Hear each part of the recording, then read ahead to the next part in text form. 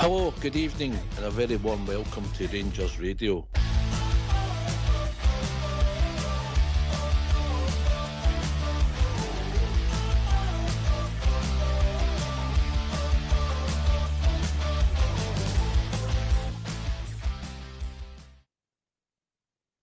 Well, hello, good evening and welcome Rangers Radio. We're back full time for the season 25-26. Enjoy myself, Oxford, on the show this evening is the one and only Southside, another mucker, all by our evening, gentlemen. Evening, guys. How are you used to? Good, mate. Good. Yourself? I'm fine, mate. Tip top. Good, man. Evening, Southside. Evening, Ox. Good to be on with All Bear tonight. And I'll just give a shout out to Stephen and Scott, who's in the YouTube channel. Stephen's let our bouncer in there, Ox, no? Always first in. Also, good evening to people listening on Facebook, Twitter. And aye, good to be back, yeah. Aye, summer's over, mate. Summer's over. As we start the season. Listen, I'm going to put it out to you. We'll get the phone lines open right away. It's your show. It's a call-in show. We'll start talking about it again, but we want to know for the support. And I think it's only right, Albert. We'll get a new manager, and it would be fair to say he wasn't everybody's first choice. Would that be fair? Very fair. Very fair. But he's here now, and so far things are moving. I've got something good, bad, and ugly, as I've maybe referenced a few times tonight. And by the way, Southside, don't worry, we're not having a dig at you, mate, right, when we say that, right? So, he's not coming back. Let's slow that. I was going to, but I'll just leave it out. I'll just let you carry on with your humour, so-called humour. If anybody feels that we're getting it right and we're selecting the players or who we're trying to bring in, who we're trying to get rid of, give us a phone. Let's debate it. Let's see where we go. People, it's no perfect. We know that. And the game on Saturday showed some of that. But look, come and join us. 0141 356 1972. We'll open the phone lines now. We're going to start talking about the game on Saturday. Come and join us and give your thoughts on anything connected with the pre-season. Are you happy? Are you unhappy? Is the jury still up for you? What are you thinking? Right, we'll turn our attention back to the game on Saturday. All there, yes? Yep, go for it, mate. Yeah. Let's first of all congratulate Middlesbrough for bringing a support up who enjoyed herself mixed with the Rangers support. And just go on, mate, game of football, came and supported the team. Well done, yeah? Absolutely, mate. Well done. A lot of good British songs getting sung as well between the two supports. So that was good to see. Everybody remembering what country they actually come from. But it was enjoyable. That side, it was enjoyable. We'll get into the game in a minute. Yes. Southside, fair play to them, mate. We've done enough trips, mate, over the years. Away trips, people made the time for a pre-season. Obviously, a bit of socialising involved. We get it. We've done enough of that ourselves, but fair play to them, yeah. Aye, brought up a really good support. I bumped into a couple of guys just round about Copeland Road. I was waiting to meet somebody, and a few of them come along and they said hello and that. And grabbed away, asked them if they're looking forward to the game and that, and they said aye. It was their first time ever coming to Ibrox, and they were really looking forward to it, they said. And they certainly made a lot of noise in the Brimley Road stand. And aye, it was good to see a good travelling support come up and enjoy themselves, Ox. Yeah. And I've seen a few of them with bags, because their strips exactly, the Unibet obviously on their strip, and they've got Castore, obviously Castore and that. So I've seen a few of them coming out the club shop as well with quite a lot of bags, a few of them. So aye, obviously spent money in there as well. Aye, listen, and what I've read, they've been very complimentary about the club, the stadium, and our support, yeah. So fair play to them, all better. Aye, definitely, mate. And they made themselves heard as well. So it was good, nice to see. I think that was after Rangers fans were down there a couple of years back, about 8,000-10,000 down there. So they reciprocated, mate. Middlesbrough.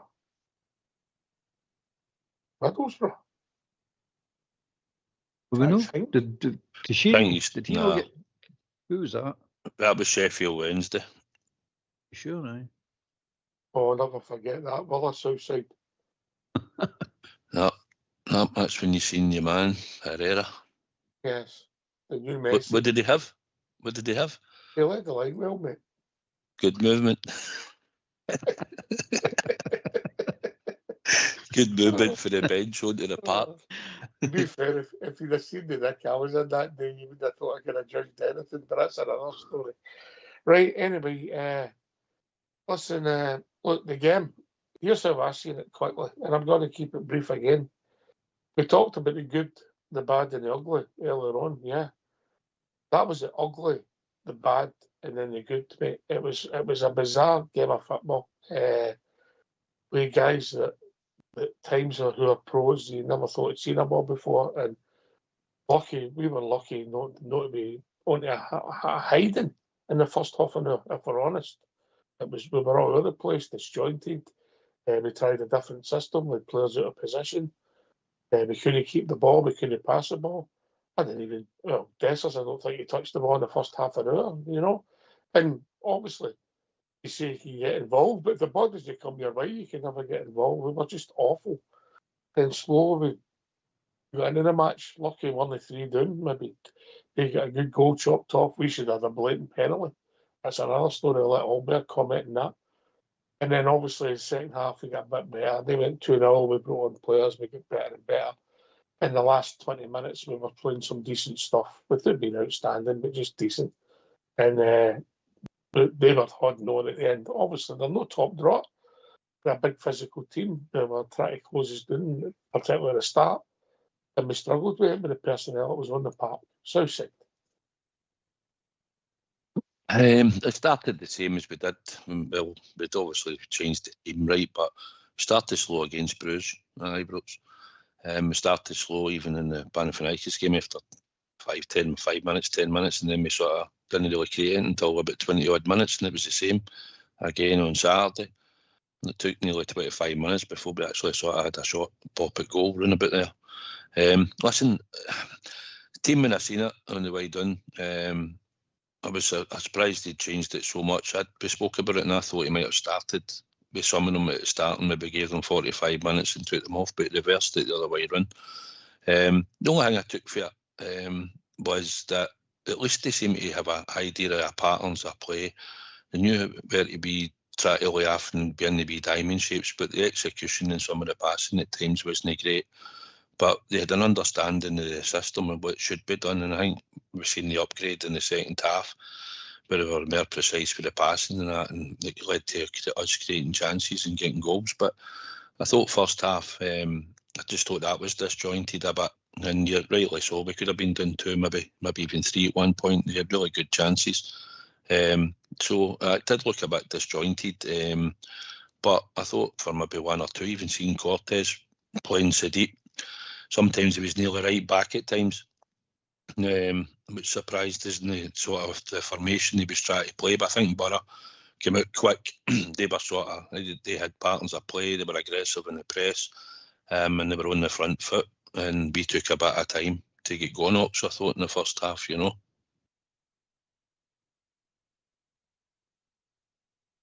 I've said it before, and I don't want to ever go to the manager, but if you're going to play in a blackboard, mate, teams will stop you playing, mate. It's easy if everybody knows what you're going to do. That's the problem. If you're going to play it either side and play it to that inside, somebody's going to knock it back constantly for third man running. You'll be so easy to stop playing. It's going to be. You need more than one string to your bow, but that's just the way I see it. Albert.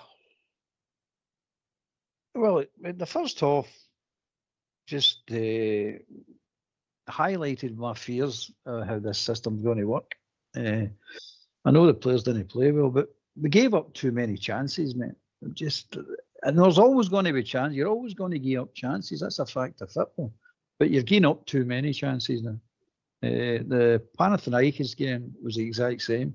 Giving up a hell of a lot of chances. And eventually somebody's going to start taking the majority. I mean, unfortunately, Panathinaikos never took any, but Middlesbrough took 2. But it's no good, man. It's no good. I know it's a friendly, and I know it's no the team, the guys are going to be starting again. But That's okay saying that, and it's okay saying it's a friendly, but passing the ball in a friendly and passing it in a serious game is passing the ball, mate. And I was watching players that couldn't pass a ball. It's ridiculous, mate. You're still watching guys that can't make a 5-yard pass, and you're going, what's happening to you? They're getting intercepted too easy. People are reading the play and jumping in and nipping the ball away from it. It happened time and time again. Telegraphed all that. Everything was telegraphed. I mean, that seems to be the way he wants to play, and that's fair enough if it comes off. It looks great and all that. But we're giving up too many chances, so that suggests it's not coming off enough. So if we're just waiting for a couple of wee passages of play to say, oh, that's nice football, that's not going to win your leagues, mate. That's not going to win your leagues at all if you keep this up. Because at the end of the day, you're asking players to do things that they're not capable of doing. Look, Barron, but he had a shocking game, mate. And you're looking at him in the middle of the park going, hey, hear me, son, I love your enthusiasm. I think you're a cracking wee player for charging about and putting effort in. But of actual technical ability, he's short, mate, really short. And then you're looking at the goalkeeper. That's no fair, Albert. I know. And then you're looking at the goalkeeper and you're going, you've been asked to do something. You can see he's not comfortable then. Butland's the same. He's not comfortable doing it as well. You're going, how can you build a system when the key players in your part are not comfortable playing the system or capable of playing the system? Let's put it that way. That doesn't make sense to me. But a lot of the players on the park, as he pointed out himself, didn't do themselves any favours, man. And you know who he's talking about. He's talking about Boy Rice. He's basically aiming. Non-existent, mate. Non-existent. He can't. Keep saying that. He can't do. We've watched him. Southside me have watched him in the B team, and that's what we've been saying. You're not working hard enough, son. You're wanting to do the Hollywood pass, and he's capable of doing that pass every now and again. Of course he is. I'm not saying he's a bad passer, but at the end of the day, he's going to need to do a hell of a lot more than that, mate. A hell of a lot more. And I don't think it's in him. I don't think that type of game's in him. He wasn't great in the game past him. One pass he made, I think. The rest was, obviously. He wasn't. And by the way, before we say he wasn't the only one. Sorry. Say that again, mate. Before anybody thinks we're picking on Rice, he wasn't the only one. It was lacking in that game, mate. No, listen, and I don't want to put the boy down, the young boy Hutton. Had a day to forget, and I'm going to be kind and say nerves get the better of him Southside, and hopefully he'll become stronger for that. It's a young lad, and don't want to. He's 19. I think he's 19. Alexander Hutton. Watched him in the B team as well. Listen, the last time he played well. I think it was against Bruges. He didn't have a good game. And they were strong. You could maybe say they were strong coming down the left-hand side at times. A couple of times he made a bad pass, and that is as guilty as any other players in the first half were on the park. But they caused us a bit of problems down the right-hand side, and sometimes Cortes was in the right-back position and even in a penalty box, clearing the ball. Because I thought as much as he didn't offer a great deal in the forward positions, I thought he worked really hard. He showed a bit of heart and desire in the endeavour to chase back and fight for the ball, but he didn't create enough going forward, and some people have labelled that and we might know battle for that, but I thought he did. And I think later on that night when I watched the press conference, I think Russell Martin name-checked him and said somewhere he worked really hard in that, but I wanted to see more creative side from him. I thought he worked really hard, mate, but he couldn't pass the ball. I know, some of the passing and that was, what are you doing? But listen, he's not had a lot of game time either. But I think he has maybe a chance in 2 or 3 others that played yesterday. Can I ask you a question? Right? Mm-hmm. Right. I get this for game time, for your muscles, match sharpness and all that, right? A professional football player, right? You should still be able to pass the ball 10 yards, whether it's the first session, the first week, the second week, the third week, the fourth week into a season, whatever it is. Doesn't matter how many minutes you've had. There's no excuse for not being able to pass the ball 10 yards. Everybody can misplace the odd pass, or you maybe try to do it at speed, or you take it first time. But in a simple, somebody passes it to you, you control it, and you've got to pass it 10 yards. There's no excuse, or is there an excuse? Am I right? Or was that just too good? Is that what it is? Older. It's bad passing is bad passing. I mean, you can't. There isn't any excuse for it. I mean, Cortez passing was shocking. Barnes passing was shocking. The whole lot of them. I couldn't. I watched that first off, and I'm sitting going, "What is this? What is happening now?" And I think your man Martin was sitting saying the same thing, because at the end of the day, we didn't get up that park to 25 minutes, mate. We just couldn't get up the park. And all right, Middlesbrough played well and they pressed us, and that's fair enough. Got to give them credit for that. But at the end of the day, we're playing a style of football that should beat the press. No bother. But we don't seem to be able to do it. Why is that? It must be the players then. We look at our players, not theirs, our players, and say, well, wait a minute, you're training all through the summer. Well, whatever summer we had in pre-season, and then you're at training, working this out, saying you should be here, pass here, pass there. We just can't carry out the basic passing. And if that system he plays relies on accurate and speedy passing, and if you can't do it, well, you've not got a system. It's simple as that. It needs to be sorted. And I'm not saying he's going to have to change his system. He wants to play this style of football. Fair enough. He's going to live and die by playing that style of football. And I hope he lives, by the way, because that means Rangers are successful. I want him to be successful. I really do. And I hope his system really works, and I hope it's enjoyable to watch. But at the moment, the games I've watched, the 3 games I've watched, I'm playing this, it's not been enjoyable. You can kid yourself on it, it's enjoyable. There's a couple of moves within it that is really good to see, but that's not going to win you anything, mate. We need to get this right.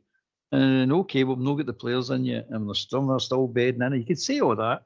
You can say what you want about all this. It's fine, and people don't actually know where they're supposed to be playing or any particular time. They lose concentration. But we're back to the basic passing.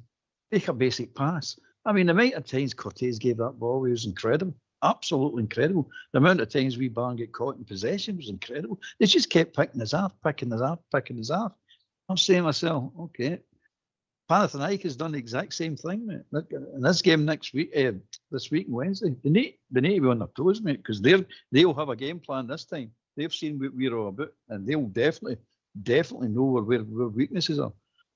So we need to be on our toes. We'll not get away with that on Wednesday playing like that. I know that was the first team. Same question you, Southside. 10-yard pass. There's no excuse for it, mate. Aye, I get it. It should have been more. I mean, it should have been a lot more consistent for a lot of the players. Even Yefty was at it, I know. So I wanted to see. I wanted to see how he would play. I wanted to see Yefty because just to see, like, was he up to speed and did he look fit? Because there's a reason why Martin didn't play him against Fenerbahce. So I thought it was his chance to come in and maybe be positive. But seeing the whole first half, as Albert said, and I said earlier, we didn't really get up the park to about 20 odd minutes. And I think we had 2. And they weren't great. I think Josh Gentles might have had a go, and I think Bizrami. But we weren't building it. We weren't getting the ball out wide quick enough. And that was due to misplaced passing, Middlesbrough pressing us. But let's not be kidded, right? We're being a bit critical, right? But Conor Barron and Bailey Rice are going to go out and play on Saturday against Motherwell in the league when the league starts. And they're not going to be out there on Wednesday night either, starting. So we'll have Raskin and Diamandi in there, I would imagine. Rothwell will come back. So there will be better quality in there. So you'd expect the passing to be better.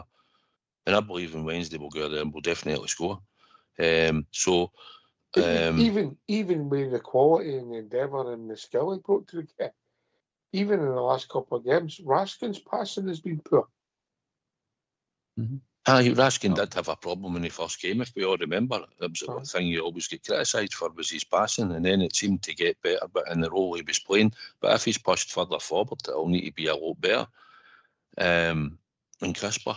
But at that point, we were only critiquing the first half, and there wasn't enough there in the build-up. There's probably a lack of understanding with a lot of the players, but the only thing I thought that I did notice was they were trying to play the way that Russell Martin wants us to play.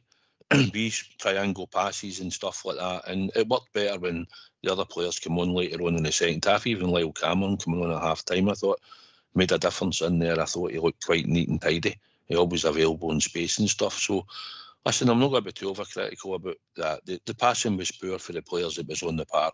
It should have been better, but it'll not be. There'll be this team that we watched there on Saturday will probably never be a team again. on the park there, you know. So, I understand that the passing and that should have been better, and we should have had ways of getting up the park. But maybe it came down to they've not all played together, and the fact that Middlesbrough came out of traps quite quick in Maronis, and the players just didn't have the composure and that to make sure that we had the spare man free all the time to get us up the park, probably. So, like I say, we'll be more tested on Wednesday, and I think we'll see a better Rangers team on Wednesday. I don't doubt that for a minute. Yes, right, okay. So with the boy Hutton, the boy Gentles, and you can maybe throw Bailey Rice into that, who's maybe been about more often than them. So there you go. There's 30% your outfield players. The boy Fernandez is raw, and the young boy himself, and Jeffrey's relatively young, even though I think he started more games for us last year. So there's maybe half your team in experience. Kasama's not that old, and then you had Barron, Barjami, and Dessers up the back, who are internationalists, whether you like it or not. But yeah. That's it. They are internationalists. I mean, I'm even prepared to put the first off down to just a bad day at the office for all of them. They say that's not acceptable. And he's let them know that's not acceptable. So fair enough. But again, another point that I think you were just going to touch on. Even the Bruges game, the Panathinaikos game, and that Middlesbrough game, where centre forward gets isolated too easy, mate. Too easy. They keep isolating the centre forward. It got to the stage that he took Dessers off and he didn't put a forward on. He kept Big Gentles on. So I was working. I'm going, so we're not playing with a centre forward. We've gave that up altogether now. I can't follow some of the things he's doing anyway, but that's who am I? I'm not a professional manager or coach or whatever. But so we isolate the centre forward, and we've done it time and time again now. So it must be a thing.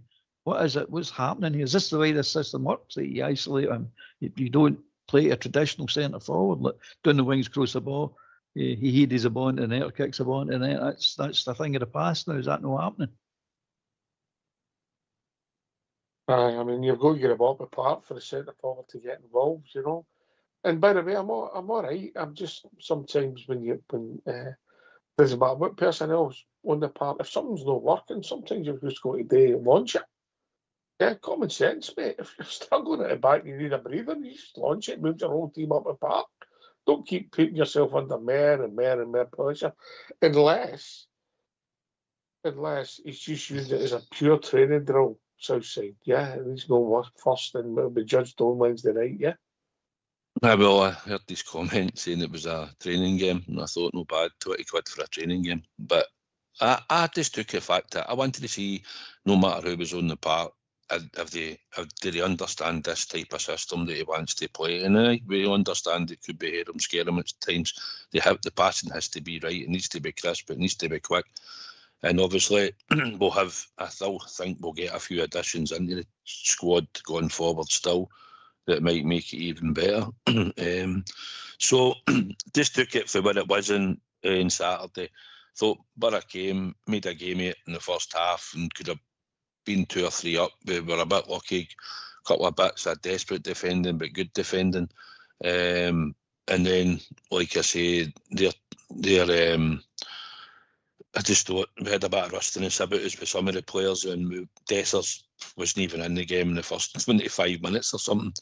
Josh Gentles was in a few times, done a couple of nice things, but other than that, nothing again. And Cortez couldn't get up and down the right, and we had nothing coming really down the left. And so, we struggled with the players that started the game, and it probably because the passing wasn't good at all, as we've all alluded to. Aye. Listen, this is the gears a lot of pressure, Albert, pleasure, Albert. We don't want to come on, but we can't critique or say that was all right. It wasn't all right. It was poor, even though it was a pre-season friendly. It wasn't a great performance. Yeah. What? See these? I don't know how you are looking at it, but see these friendlies.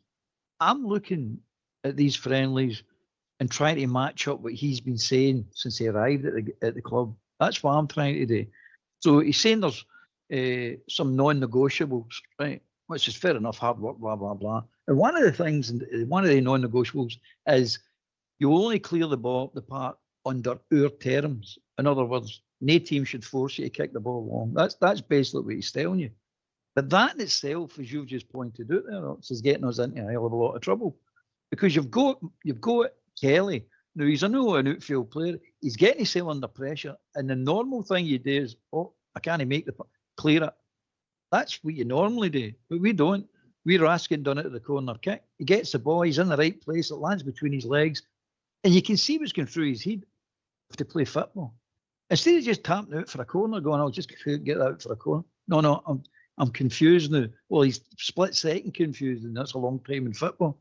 I'm saying, you're coaching them into a situation where they're saying, well, I can't kick it long, and he's not going to give me into trouble if I lose this in a really dangerous place. And that's what's happening. We're losing the ball. We're getting picked off, and then we're losing the ball in losing the ball in dangerous positions for ourselves. And I'm for the life of me, I can't work this out then. Is this what he's wanting? I know Southside say there's going to be hairy moments, but I think there's going to be a lot of hairy moments in every game, beyond belief, and a lot of it's going to be self-inflicted. That's the thing I don't like about this system. It's self-inflicted. You don't have to do this, but they're choosing to do it. There is times to play football and there's times not to play football. We just seem to want to put this perfect situation where we play football all the time. It's not going to work like that, mate. And I'm telling you, we're going 2-0 down in games and fighting back. But if we'd have went 2 or 3-0 down against Panathinaikos, we weren't fighting back for that, mate. We weren't coming back into that game. So you're saying you're taking a hell of a chance here, a hell of a chance playing the way we're playing. If that's the way it's going to be, that's the way it's going to be.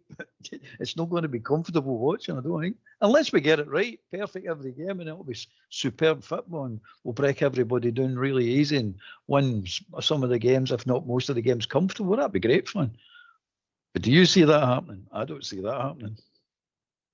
Well, we've not made that many chances, have we? And by the way, No. for all the dominance and us giving the ball away, it was two basic set pieces with those goals. And we were poor in the defending, we were statues.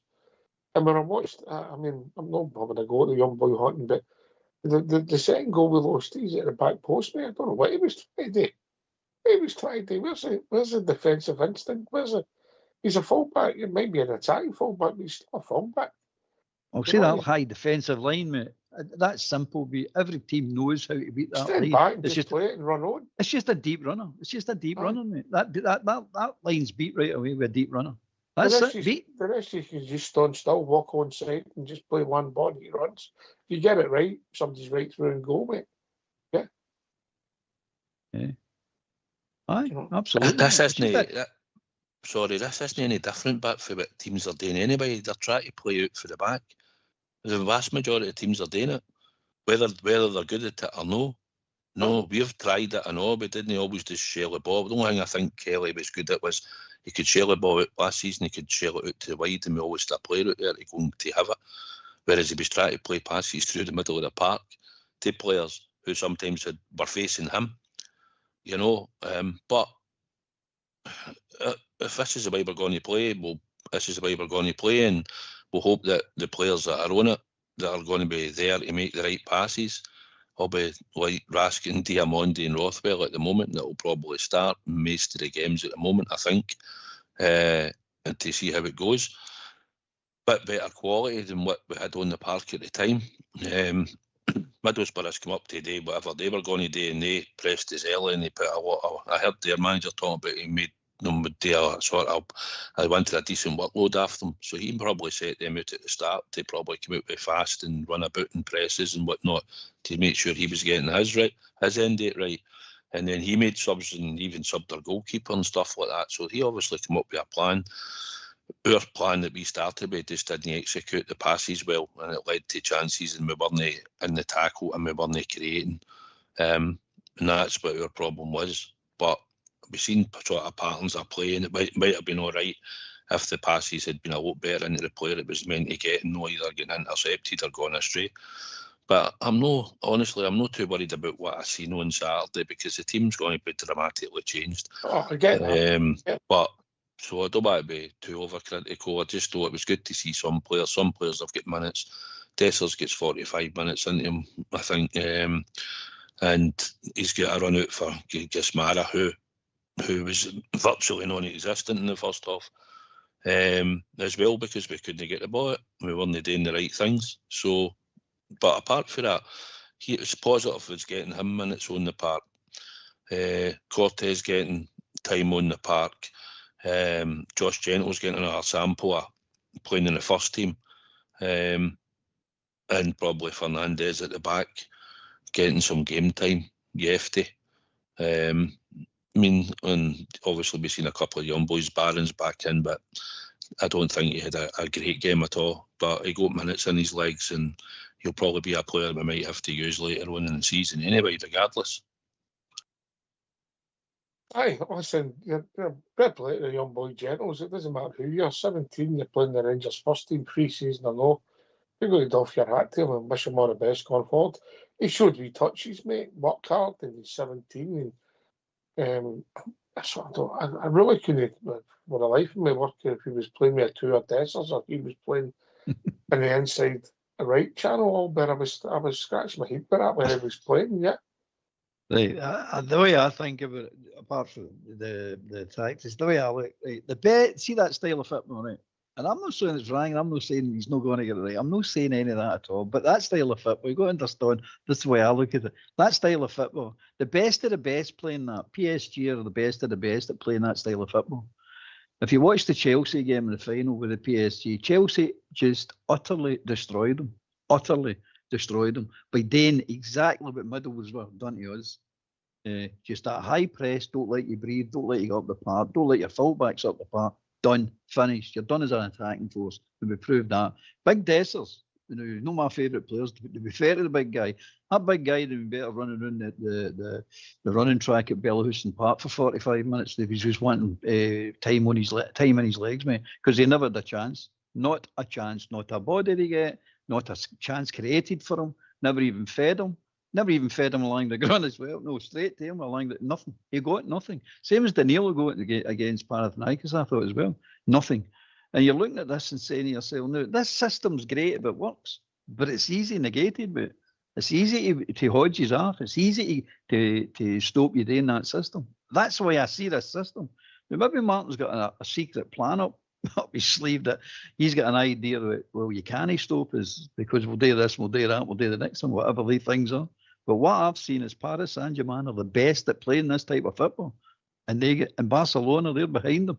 And they two teams get stopped. And if they two teams can get stopped playing this style of football, we're going to get stopped playing this style of football. And do you know, Hank, for a minute, all the Scottish coaches in the Premiership are no sitting watching the teams that stopped Paris Saint-Germain and Barcelona. That's what we're going to get. St Mirren done it last year as with Clement's style. Motherwell done it as well. That's why they beat us at Ibrox. That's why they filled the park up, and you just can't move. There's nowhere to move to, and your passing, as Southside say, the passing's going to be spot on, really quick, fast, and accurate to beat the system that the teams are going to apply and deploy against you. And then they'll slip back to the low block when it suits them to slip back, and then they'll want you to have the ball. They want you to have the ball because they know there's a mistake in you, and that's what was happening last season as well. Teams are just sitting and letting you have 60, 70, 80% of the play. It makes no difference. You're not doing anything anyway. 20 yards for your own goal, mate. You're not going to score, are you? No, it's not about how your possession is based and we're a possession-based team. I couldn't give a monkeys about that crap, man. I really can't care. That's just nonsense, mate. Teams have got 15, got the park twice, scored twice, beat you 2-0. You're going, what was that? What does that tell you about your stat? Oh, that shouldn't happen, but it does happen. That's a fact. You've got to be effective with the ball, mate. Dangerous with the ball, and score goals with the ball. That's what counts in football. None of this. Take the pressure off your defence, mate. Exactly, mate. None of this. I just call it tactical garbage, but I can't be annoyed with the stats and the figures, and this player does this and this player does that, and he's ran 7 mile and he's only ran 6, and so what's the score? At the end of the day, what's the score? The only stat that matters is the score. And if we're going to present teams with all these chances, mate, we're going to be in trouble. I'm telling you, self-inflicted. Teams will always create chances, no matter what system you're going to play. But if we're helping them along the way with being naive and stupid and sloppy, call it what you want. But that's my concern. That's my real concern, mate, getting into this season. No, the players we're buying. Not to do with the players we're buying. I'm just concerned about what way we're trying to play. All right. I hope it works, mate. Listen, we better get the phone lines open there. We opened them up right at the start, but come and join us and use your. Well, we're doing a rabbit hole with the game on Sunday, maybe not Saturday, sorry. And maybe that's because the first half was so poor. But let's hear from these. Why don't you give us a call on 0141 356 1972? It's your show, it's your platform. Let's hear from you.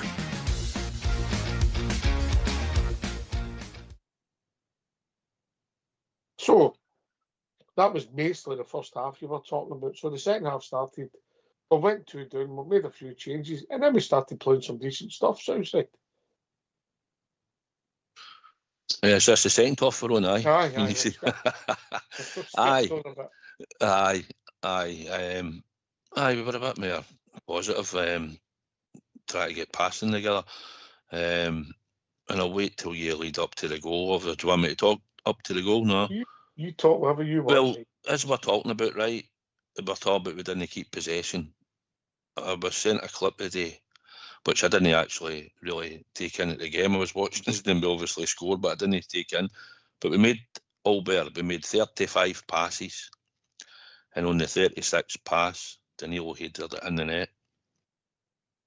So he wants to keep possession, which you'll probably say that's what I obviously like it to take a lot less passing to get up the park.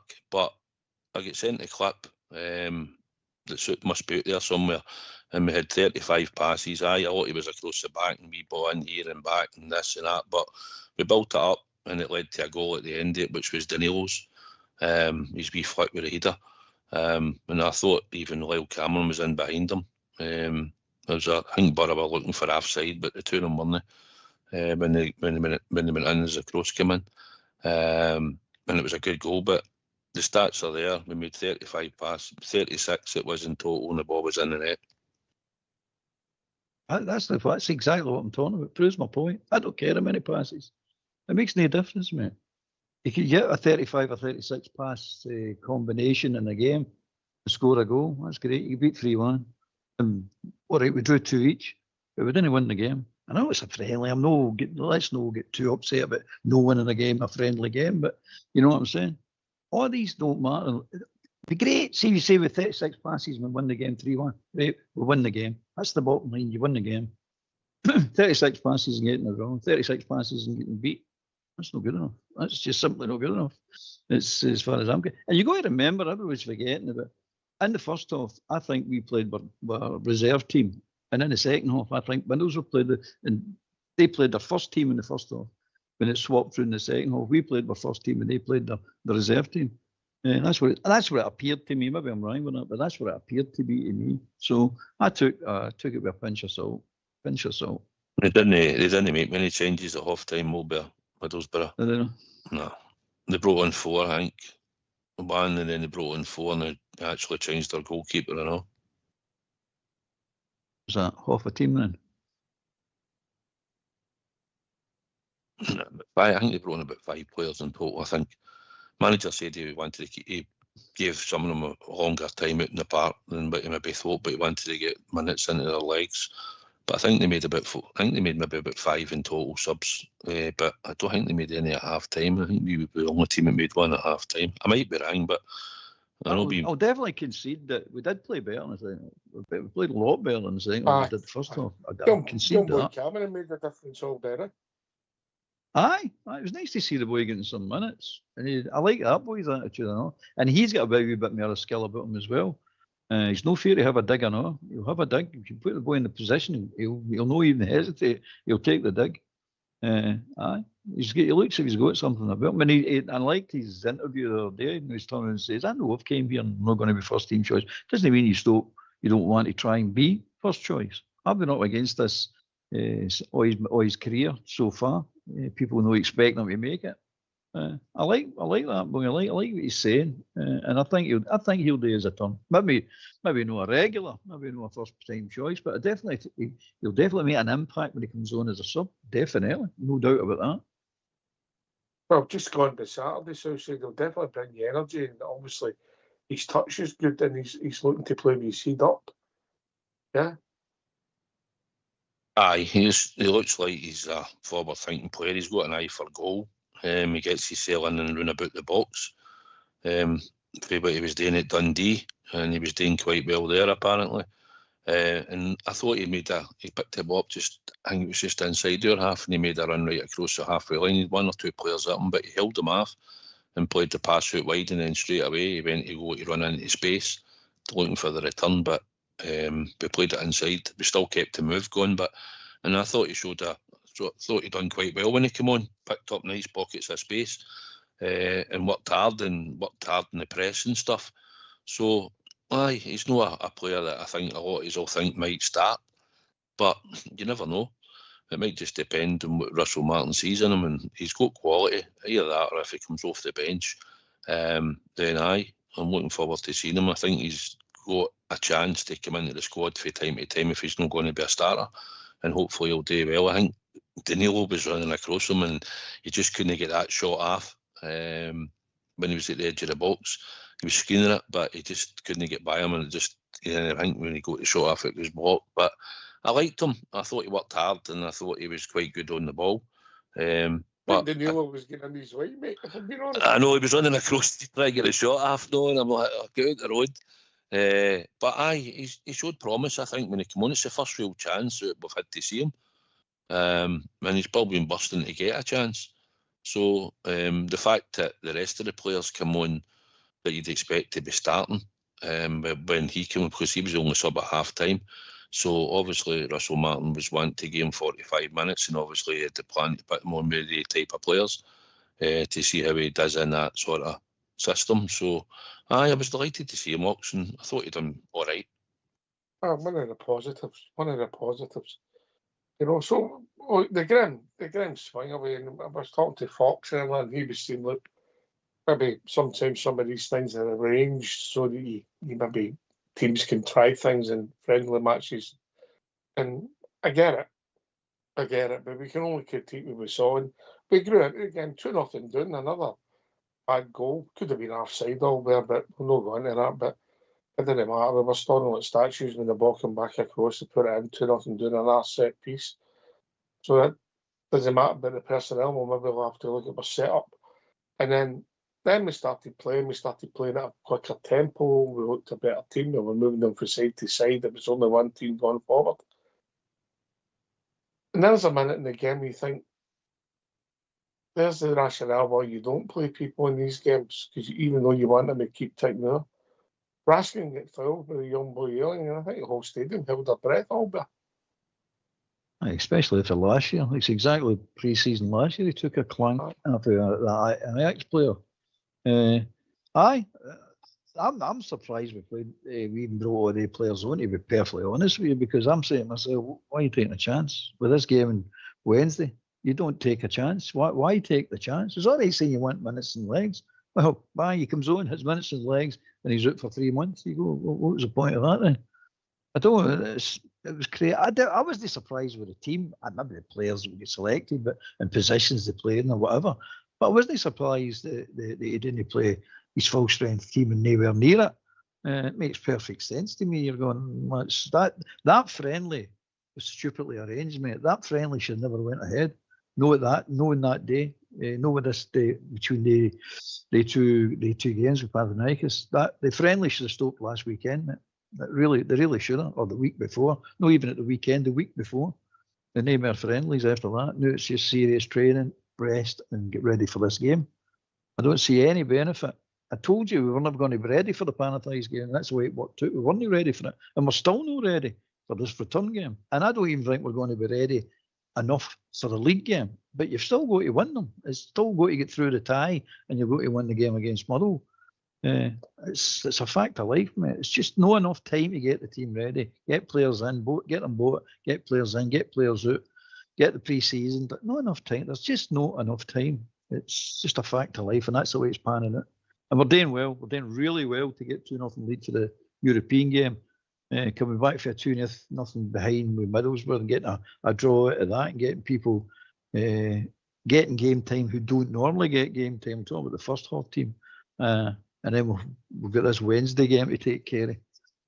So So far, so good. Just concerns about the style of play. Let's put it that. That's the only concerns I've got. The style of play. But the style of play is what they want to play. That's it. That's it. I'll get behind it, but it's got to be hairy. If you play football on the blackboard, mate, you'll get stopped. It's the easiest thing to do, mate. If you need more than one string in your ball. More than one string in your ball. If you're going to just keep doing the same drill, goes to the right back or the left back, and they play inside to the inside man, and he's meant to have his back to play, knock it back, or sometimes the centre forward runs away back and plays a one-to be a goalie. Teams will work you out. Teams will work you out because that's all they'll do, and they'll have all week to work on it, mate. All week, a lot of the times, and all they'll do is try and frustrate you. So you need one string in them. That's what Clement was trying to tell him as well, mate. See like that press where you're talking sometimes they'll get 3, 4, 5 players pressing you.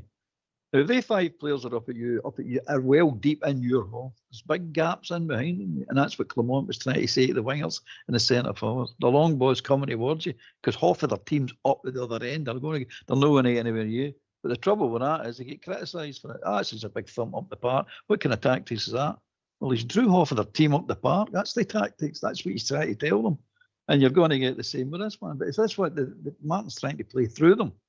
And it's great, as you say, on a board, it's great. You go there, I go there, you take that, you take the ball to me, get back. That's all great if nobody interferes with it. But you've got another opposition that's going to definitely interfere with it. They're going to try and get the ball off you in dangerous places, areas of the park. Well, there's some teams in Scotland like interfering, mate. Aye, well, that's true, mate. That is true. That is a whole show in itself, that. Listen, but the positives was the way we finished the game. Obviously, we scored a couple of good goals. A nice wee flick with Danilo. Finlay Curtis, again, Southside. Again, three games at Ibrox, 3 goals, mate. Yeah. You know, Aye. Is the boy just going to be one of these guys that's got the knack? Well, he did score around about 60-odd goals in 2 seasons, as I said to you earlier. He knows where the goal is. He showed instinct. For when the goalie parries the ball, it was good for Raskin to get in there and win a header. Good header. Good header. Aye, and listen, he can certainly cause a bit of havoc inside the opposing box, and he did allude to Clement wasn't so keen on letting him go into the box all the time, but since he's been allowed to win, he's certainly caused a lot of trouble in there and scored goals. So it was his header, and then Finlay Curtis manages to show instinct. Just as soon as the ball drops, he's in. He's got as an equaliser. I was delighted for him.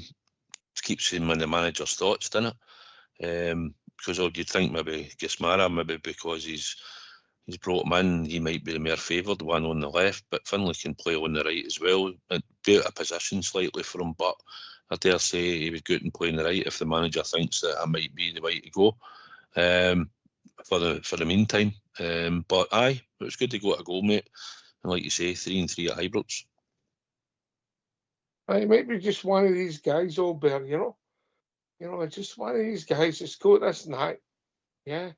And you can talk about all the plans, all the style of plays, all the individual stuff, but if you've got a knack of putting the ball in the net, mate, you're worth your weight in gold, didn't you?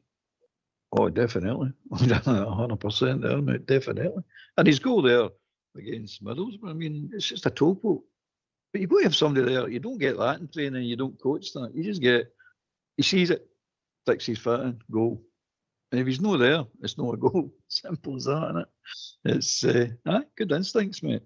So McCoy said, just good instinct. Everybody keeps saying, no matter where he is in the area, the ball seems to end up at him.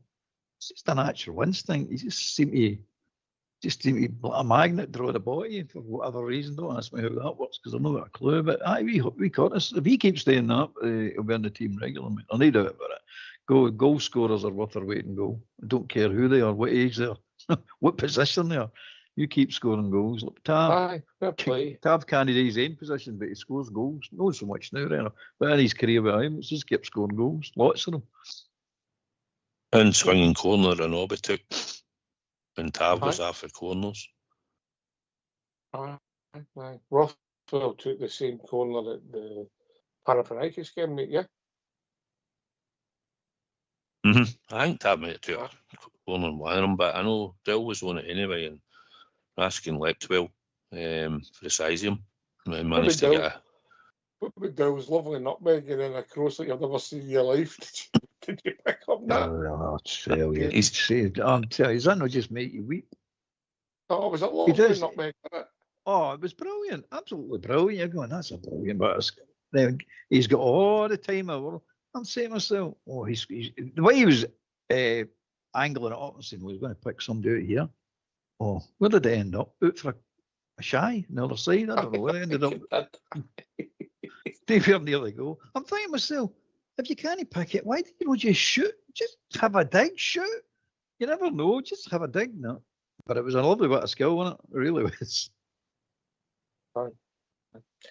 So we played decent in the second half. The second half for the second half. You know, but we've got to put it into context. As I said, the ugly, the bad, and the good all there. Yeah. Without being great, because Nene was great, if we're honest. No, there was very few good bits of football. But it's one of it's what is a friendly. Get your fitness, blah blah blah. There's all cliches. There's tons of them, isn't there? You can roll them back. But that's why I don't go to friendlies. But I just don't like them. I can't sit and watch them because it usually ends up like that. Something just mince to watch. And you're not wanting a competitive game because we've just said if we get a competitive game, somebody's going to get hurt. By the way, and we're asking nearly got hurt. Who else got a clatter as well, didn't you? You got a clatter as well. Aye. Listen, I'm sure the game was meant to be last week, but it must have been pulled at some point when they realised that Newcastle were coming up. So they moved us, and that's why we probably played a stronger team against Middlesbrough, I think, because I think we originally was scheduled for the week before the Panathinaikos game, first leg. But so it just so happened we had to move it, I believe. So, but the game on the Tuesday night, mate, if you're being honest, mate, if we were playing a game before that, we'd want to play it on the Friday rather than the Saturday. You know, if you're building up to a game on a Tuesday night. Yeah. You know, but anyway, it's all done and dusted now. Just want to... he wasn't my favourite player, but I wish him all the best. Robin Proper, I hope he's moved to back home to Holland works out for him. I just don't think it was suited for him here. He said a few things in the press about the team spirit, which when you look at it, it's no surprising, you know, because there was times last year we didn't look at a great team spirit, so that's a concern. Hopefully that can be resolved going forward. But I just don't think Robin had the pace or the physicality for the league. Had some decent games and he scored a goal against them, so he'll never be forgotten. One of his doing with IKEA furniture. Was he taking it with him? You've got to put a bid in. And he says, save them building it again, buying it early and building it again, didn't he? He should never throw the Allen keys away, Albert. No. You've got drawers full of them, Oh, mate. And they're hopeless, aren't they? With the crap. Southside. But I think it's good. A good fit for both parties, mate, if I'm honest. Well, he's not in the manager's plans and he wasn't likely to play him, so I suppose the exit door was the way to go, and the fact that he's going back to the club that he came for and he's happy to go there. Then it's done, the deal's done. We had to pay him some money or whatever it's been, so be it, but the deal's done and he's off, and I wish him all the best. I'll probably never really bother about him again after that. I don't really follow many players once they leave, but hopefully he goes there and finishes his career off there. Probably will happen. Had some good games. He could read the game well at times, but physicality in the air, no, but he had some good games in Europe as well. Early piece. It went a bit unnoticed sometimes.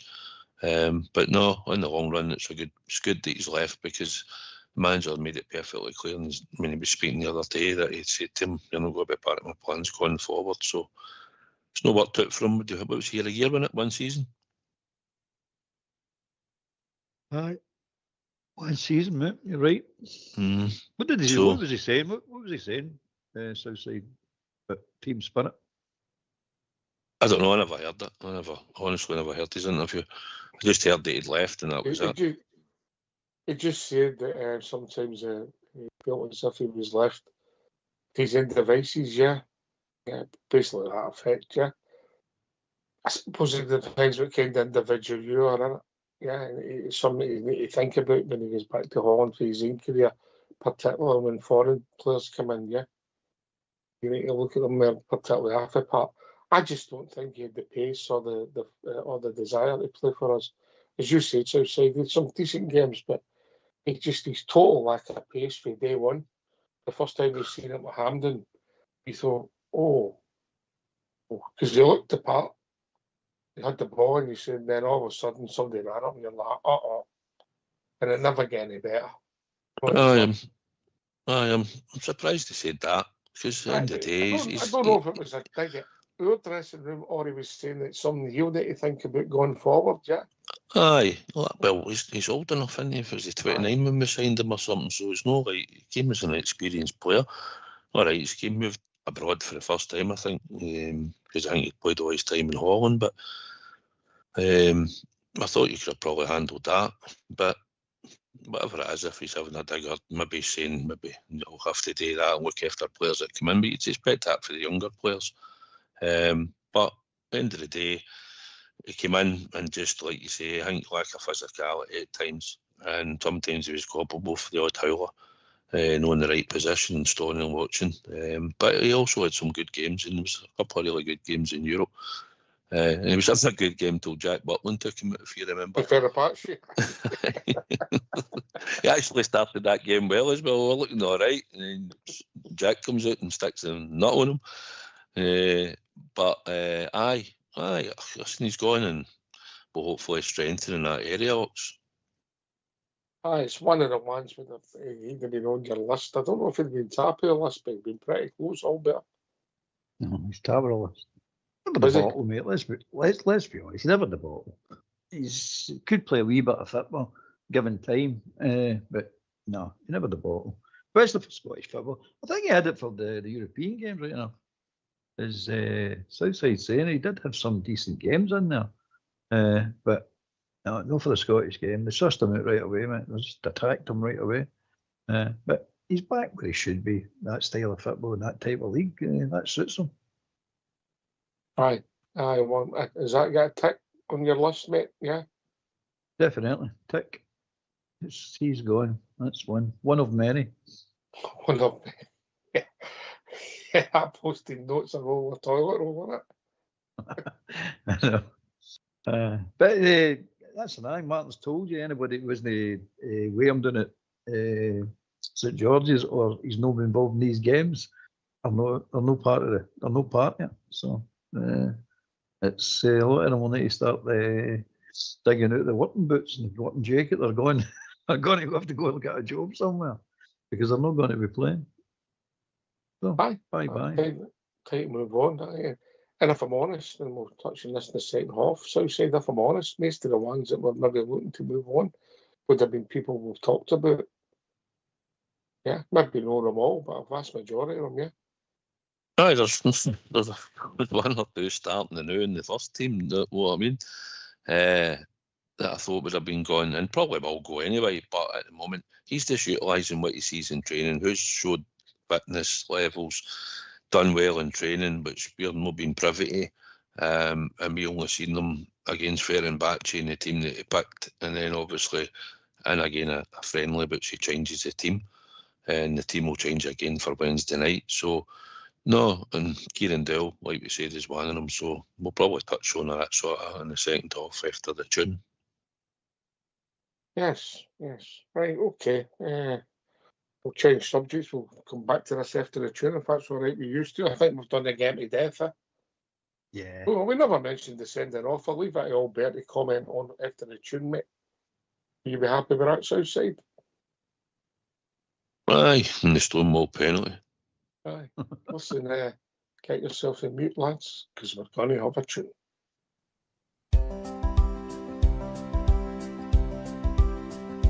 Ever since I recall, I have followed football, and ingrained in my heart of the Rangers FC.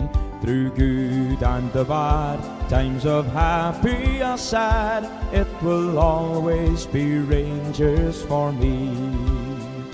For when I was a lad, I was led by the hand down the Paisley Road West. I will never forget that beautiful sight of the red, blue and white. From that day I'd be Rangers for life.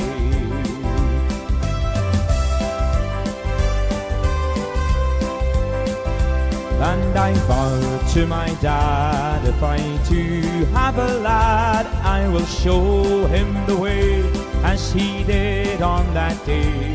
So now here I stand with young Lyle by the hand, after walking down Paisley Road West. For when I was a lad, I was led by the hand down the Paisley Road West.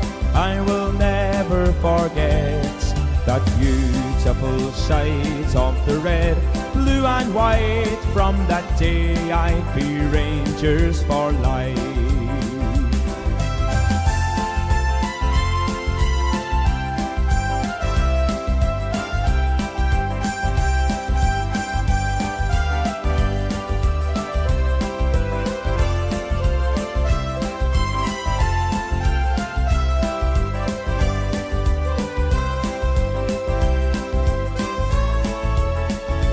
There's a great sense of pride that I feel deep inside when I'm watching the Giles with my father and son.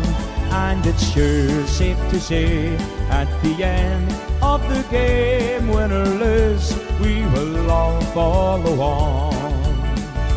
For when I was a lad, I was led by the hand down the Paisley Road West. I will never forget that beautiful sight of the red, blue and white. From that day I'd be Rangers for life. For when I was a lad, I was led by the hand down the Paisley Road West. I will never forget that beautiful sight of the red, blue and white. From that day I'd be Rangers for life. That beautiful sight of the red, blue and white. From that day I'd be Rangers for life.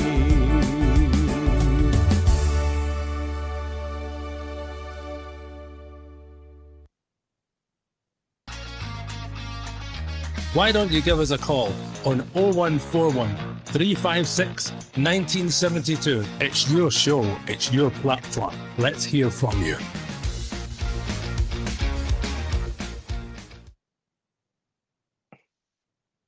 Right, Albert, explain to me what the Scottish officials saw with that handball.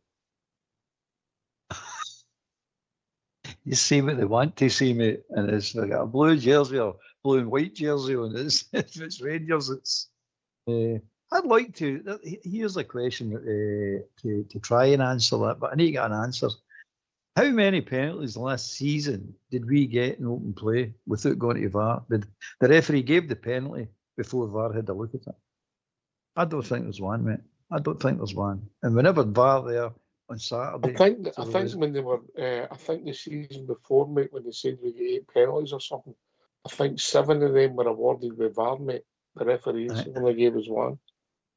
So we don't get penalties now. That's all because that mob at their AGM complained that we get penalties. So since then, we don't get penalties. But there's no corruption in Scottish football, remember. Because Willie Collins tell us that. Oh. If you don't mind, get yourself on mute, mate. This will cheer you up. What I would say is, I don't think there's any corruption in Scottish football. I don't think our officials are corrupt. Absolutely not. I'm guaranteeing everybody that, because I wouldn't be sitting here if that was the case. Our referees are like any referees, don't make mistakes. What I'm guaranteeing everybody is, when mistakes are made, that we're always trying to improve on those mistakes, always, but there's no corruption in Scottish refereeing. We don't want any comments about corruption, about referees, but as I say, I'm focused on the job at hand. The job at hand for me is to prepare the referees and make sure they're well prepared for the new season, they're focused, they're ready, and we leave these kind of matters you're mentioning to be dealt with other people. But again, I repeat, there's definitely no corruption in Scottish refereeing. Right, question for you two gentlemen then. Now, we're talking about an incident the last game of the season when the ball was in the goal. So they're either corrupt or they're that bad and incompetent they shouldn't be refereeing. And that was a combination of VAR and the match officials. Help me out. South side and then back to Albert. I was waiting for the laughing policeman to come on after that interview. He's having a laugh, isn't he? You know, it's comical. I don't even know what to say after listening to that. I hadn't even heard any of that, to be honest. It's cheer you up, mate. I thought that would put a smile on your face. Well, Raskin's goal, as we all seen clearly, just takes away anything you want to even say. Maybe, okay, that's a mistake then, I take it that's a mistake. Frank Connor will be asking for a job back in if they're no, he's been dumped about the place. He's at it, isn't he? They're no corrupt. They're incompetent, right? And sometimes you look at it and you just think it's just pure cheating, you know? But you only see it with your eyes and you think, if that's as blatant as that and you can't see that, then what is the problem? Even when you've got two linesmen and a fourth official, not even seeing it either, you know? You start to ask questions. But no, mate, listen, it started on Saturday with Mr. Beaton, who couldn't see that was a Stonewall penalty. So it'll be good to see how we go going forward. But no, I'm not expecting any favours, and I do believe unless it needs to be an absolute out and out penalty before, because otherwise it goes to VAR for us, and eventually we get it because it should have been given in the first instance. But no, we all laughed on Saturday when he never gave the penalty, and a few was like, well, we know what to expect this season again. And by the way, fair play to the manager. He made his point, and he says he's not going to be messed about. Obviously, he made light after the game, but it was a penalty kick all day long. Yeah, and by the way, Middlesbrough maybe got a good goal chopped off as well. I'm not saying that, but just saying how bad the officials are all there. And that handball summed it up, didn't it? And by the way, you can also comment in that interview because I know it cheered you up as well. Oh, I mean, that's just ridiculous. That's just ridiculous, man. I know he can't come out and say there's corruption, but what he can come out and say is, well, we could do better in a lot of these incidents, and which is basically they're incompetent. So they're either cheating or incompetent. So he's saying there's no cheating, so they must be incompetent. And we all can see it. The evidence is there. It's not like we're all making this up. The evidence is blatantly there. It's not even that's close. You say it's because it's your team. You're looking at even people that don't even support Rangers are saying it. You're going, what's happened here? I mean, that Saturday is, if everybody in that part, everybody bar him seen that on ball, and it's a coincidence. His linesman didn't see it either. And then the official on that side, who was up the other end of the park, he didn't see it either. I bet he's seen it clearly, went, well, I'm not bothered getting involved with that, because he'll get it, or the linesman will get it. No, neither of the two of them get it.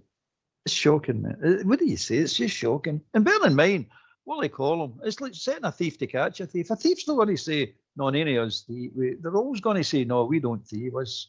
And that's what Colin is. He's a liar and a cheat himself. He's already been caught at Parkhead doing it. He's been caught himself doing it. And you're saying, just be honest. Just give what you see. It's a penalty kick. It's a penalty kick. It's a friendly. It doesn't matter. It's a friendly. But everybody will be saying, so what you're all great about it because it was a friendly. You're saying it's a friendly. What we're great about is this is what's coming. We know what's coming this year. And Martin didn't miss it. And by the way, that beating's probably done us a favour. Damn it, he done, because Martin's on it right away. And he's in there shouting and bawling. And he's saying, I'm not putting up with that kind of incompetence. No chance, no way. So he's starting the season off well, and it didn't mean anything because it was a friendly. But there's going to be games that it does mean something. like cup finals, for instance. You know what I mean? Disallowed goals and things like that in really important games. You know? Goals that are in the net, but we're not going to get them. Man, we don't like that. I mean, even a hint at no being in the net, you're not getting it. VAR can involve in it. We didn't see it either. What are you talking about? It's no conclusive. But the ball hitting the net, it's no conclusive, right? Okay. Madness, mate. It's just infuriating. It's just absolutely, totally infuriating. They clowns across the city were going on about this for years and years and years, mate. And they moaned that much about it. And then they finally go to the referees to go and strike. And ever since then, they've had every decision go their way. Every decision. And they've had referees refereeing other games. It's nothing to do with them. The way they want that to be refereed. It's corrupt. It's corrupt to death, mate. It's no doubt about it. There's no way this is an even playing field. How do you sort this? The only way you can do it is what Martin's doing. Just keep highlighting it. Tell you one thing. The Yanks will not tolerate this. If this keeps happening, they've no chance they're going to sit back and tolerate this. I mean, this is money now. This is big money. As I kept telling you, this is for 60, 70, 80 million pound a season. These decisions what's going against you. This is big, big money now. And it's been happening since we've been back up the league for 2017. This has been happening. All these decisions. I mean, they've got a free run at it. That mob, a free run at it basically for over a decade now, and still they're not happy with that. They're not happy that no, they're getting too many penalties. We're not even challenging anywhere near for the league. They're getting too many penalties. It's mad. That was the correct era, was it? That was the correct era. No. All of a sudden, they're getting all the penalties. Not one team, nobody's saying anything. Everything's all hunky-dory in the house because they're getting all their own money. They had all the penalties. They get more penalties than anybody else. They get booked the least than anybody else. So everything's fine. We're winning most things. So everything's okay. Great fun. Mm-hmm. But watch this as it changes, and it is changing. Right? You'll see what happens. We all know what's going to happen. Sharps. Poor Willie, since he came in charge of the refereeing, I would say the standard's fallen Southside. There's been some, I mean, all right, we've been on the end of some belters, right? But if you actually had a chuckle at some of the things when he's had it on YouTube he sits there and justifies the VAR decisions, and you see some of them, I mean, and you're laughing, and half the time he's on, he's like, aye, that decision should have been changed, and that wasn't the correct decision, and the VAR team didn't get through the correct procedures to get to a decision and all the rest of it. So most of the time, I think he's actually said, maybe there's a couple I seen in the last couple of months, and he said they were right, and everybody else more or less thought no. And he justified the handball one. Remember, it cost somebody the tap 6 or the bottom 6. Was it Dundee or something? No, Dundee and Raith Rovers. No, somebody who get relegated. Ross County, wasn't it? Ross County, wasn't it? I mean, you've seen that, and even some of the decisions and some tackles that went in and all that. But no, VAR's got to get a lot better for a start. And I think there's going to be some slight rule changes to the handball procedure and stuff this year going forward and that. So that'll get even more interesting. But you just want when you score a goal, you just want the goal to be given. And he said they couldn't because of something that happened before when the ball didn't cross the line and the VAR team gave it. So the VAR team couldn't conclusively say that the ball was over the line at Easter Road. You know, you could see it was over the line at a country mile. Do you know what I mean? But it is what it is. You just want fairness. You want them to be consistent all the time with their decisions. There's nothing worse when you see a few you're not getting the right decisions. And we've been on the wrong end of quite a lot. But so's a lot of other teams in the league. St Mirren's complained about them. And Motherwell's complained about them. They've been quite vocal. They two clubs I do remember coming out and St Mirren were saying it was time to get referees that are actually refereeing the game, not in the VAR room altogether. They wanted a change of other personnel, get in there and all that. So we don't know. Obviously, we've got the Disney version here. And there's a lack of cameras at all the games in the Hawks for certain angles at games as well. That's poor and all. And Fir Park's one of the worst in it because that's cameras somewhere in the main stand. But they've not got one further up to check as you come up towards, well, we'll be housed on Saturday in the Rangers end.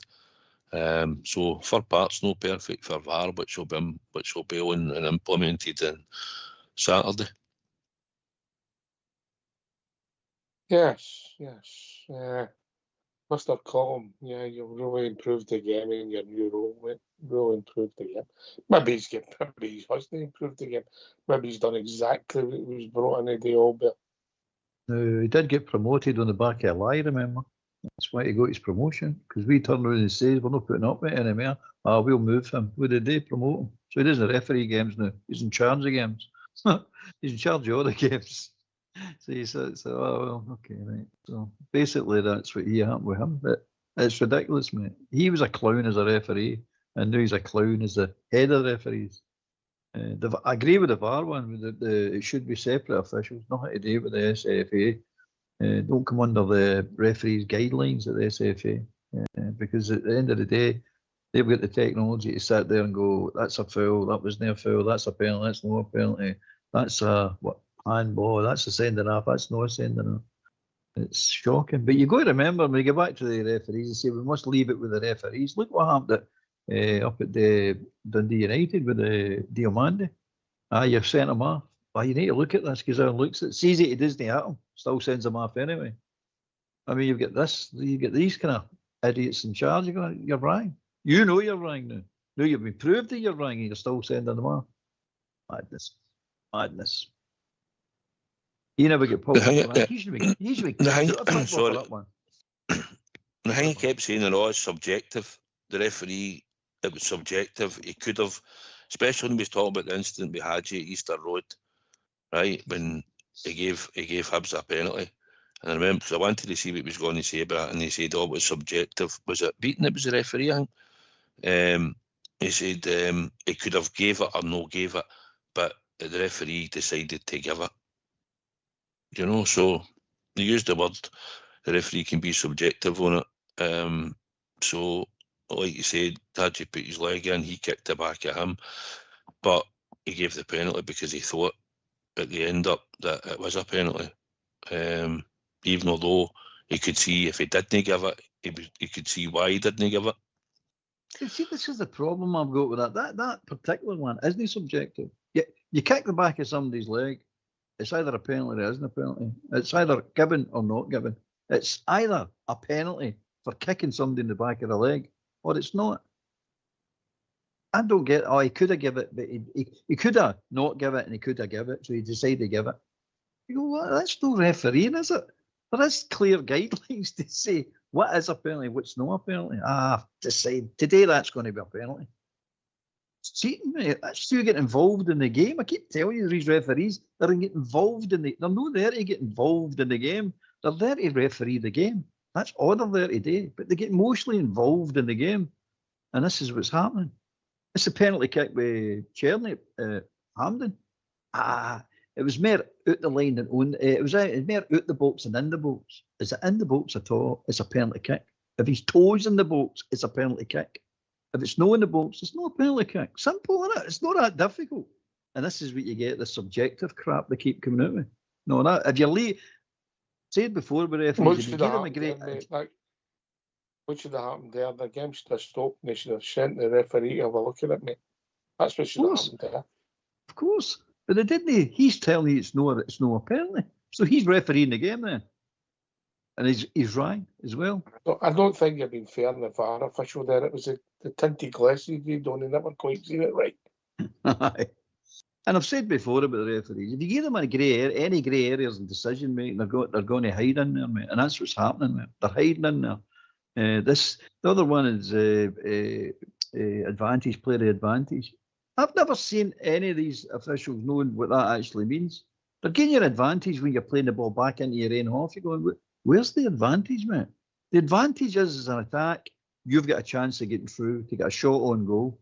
That's an advantage. But if you're just, you've still got the ball and you're getting back to your goal, that's no, it's no. Use the foul, take the foul. And there's another one. See if you went, no, that's not it, and just stop playing. They book you for that. You're getting booked. I told you to play advantage. Well, that isn't an advantage, is it? So there's a grey area. There's a grey area. Oh, they'll just stay. They live in grey areas, mate. They love grey areas. That's where they live. Timekeeping as well. Take the timekeeping off them. When 5 minutes injury time. Oh, we're into 6 minutes. We're into 7 minutes. We're into 8 minutes. Where's the other 3 minutes come from? It was 5 minutes. That was it. No. I decided. And it never, in fact, they never explain where these minutes come from. They never ever explain. I've decided to play it. Because you're emotionally involved in the game. That's why you're playing more minutes than you should have been. Things like that, mate. It's got to go to be looked at and say, take as much away from them as you can. You can't get rid of referees. Right? There's got to be referees for the game. Right? But you take as much away from them as you possibly can. Say all the decisions you can take away from them, take them away from them. And do it another way. Because they're totally incompetent. You seen the AI at Wimbledon, mate, with all the line judges, mate. Just the line doing the part. You don't need anybody to tell you whether the ball's in or out. No, that was. And did you hear one argument for a line call? Did you hear? I think there was one in the whole tournament, mate. I think I read one. Yeah. It works, mate. I don't like that we have to get technology in to play a game of football. But when you've got officials that's getting emotionally involved in games, you have to have it. You have to take the emotion away from it. And that's they're calling it subjective. I'm calling it emotion because it is emotion. It's got nothing to do with being subjective. They're just lying. And that clown telling you there's no corruption. Okay, there might not be a corruption in the true sense of the word, but there's definitely something not right. You can't have like beating Peter because he gets windies put in, so I'm not getting decisions for a certain team. My windies will get put in. A team that's got nothing to do with the actual game. He's refereeing. He's terrifying. But they can make it. The Southside said they can make the rank decisions in the other games, and it's not so much a problem. It's just it's bad, isn't it? It's total and utter incompetence. Emotionally involved in games. Shocking, mate. It's shocking, and it's just going to keep getting worse and worse and worse. As long as one team keeps winning everything, they're not going to complain. You watch the first time they complain, something will be done about it. Interesting take on it. I thought I might play that, so I thought I might cheer you up, Paul. But sorry about that. That's a good pre-season for me, mate. To see what's coming to be for season. That is definitely, mate. So say, yes, mate. See, because he said it's not corrupt, did they ask him that question? You've heard the same as what I've heard, mate. Right, so they obviously asked him something along the lines for him to use the word corrupt. I've not heard the full interview yet. I think there was a leading question there concerning John Brown's comments. John Brown was spot on that day. Spot on. See, the thing is, we've watched it for a long time, and referees can easily assist games by booking certain players, maybe on a second tackle, that they'll not book other players for on a second tackle. And that then might take the sting out of that guy. They only need to do it a couple of times, book a centre half for a couple of challenges. That's him booked. He's got to be careful. You take a midfielder in, you book him early doors, and that maybe stop a bit of aggression for him. Referees can do that, when it suits them. And I think when you look at the crime count, which people have put up there for the last number of years, the teams that are getting bookings per fouls, there's one team stands alone. By a distance, mate. By a country distance compared to everybody else. In the whole of Europe, mate. Aye, so that, and okay, maybe you could say they don't get tackled. They're not making many rash tackles on players to get bookings or anything like that. I don't know. I don't watch them, so I wouldn't know. But when you look at the foul count per bookings for the rest of the teams in the league, and you look at them, and then you think, well, okay, that's one instance, and then you can just look at poor officiating that we've seen through it. With the amount of decisions that we've had, I think we've had 5 or 6 goals even chopped off against them, against them alone. And then, like you say, you've got to basically go to VAR for us to get a penalty. So, you just look at it and you think they're poor, they're shocking, but they can also influence games if they want by booking players at certain times in games, or book 2 or 3 in the one team early for a first or second foul, and that hampers that team. And Well, I that's think how it easy it was- is to do it. I think young Raskin called it in the New Year's game. Remember, Albert? With McGregor. Aye. Absolutely. That's what Southside's saying. You're sitting Aye. going, there's a guy, that McGregor should have sent after that game for a second bookable offence. He's already booked Raskin for the clash. He's no booked McGregor. And that would have been his second booking of that game. That's why he's emotionally involved. That's why the emotion becomes that I'm talking about. He's feared for his own safety. If I send him off, I know what my life's going to be like. That's why he didn't send him off, mate.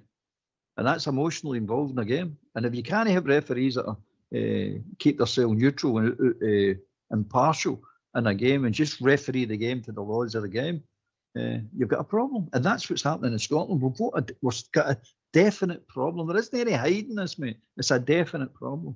I'm not saying they're allegiance to one team or the other. They're just terrified to give the right decisions if it goes against a certain team.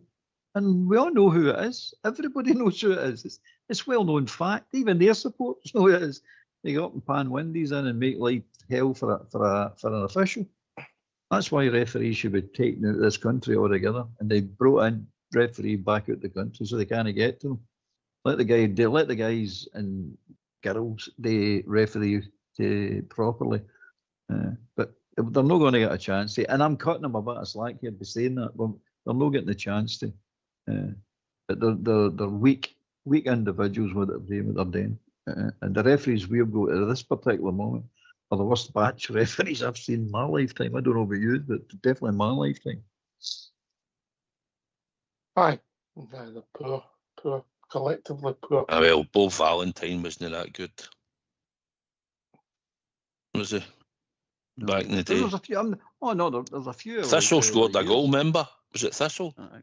Scored a goal Winning out against the net. Dundee United in the net, come back out, goalie had it in his hands, and he waved play on.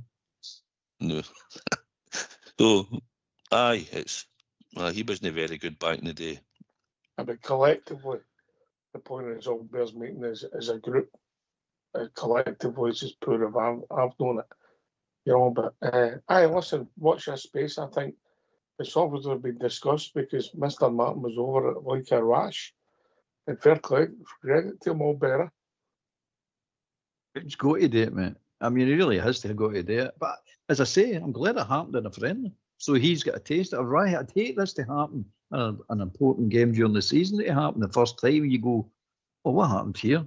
And I bet you get umpteen texts for people in Scotland that you know is saying the same thing. Welcome to Scotland. This is the norm for these clowns, especially that clown beaten. I mean, that is an idiot. And that other wee idiot, what do you call him? Outside him at the Dundee game, Dundee United game, it's saying, "Dear man, there." Walsh. Didn't get it. Walsh. He didn't get a goal against Hibs as well.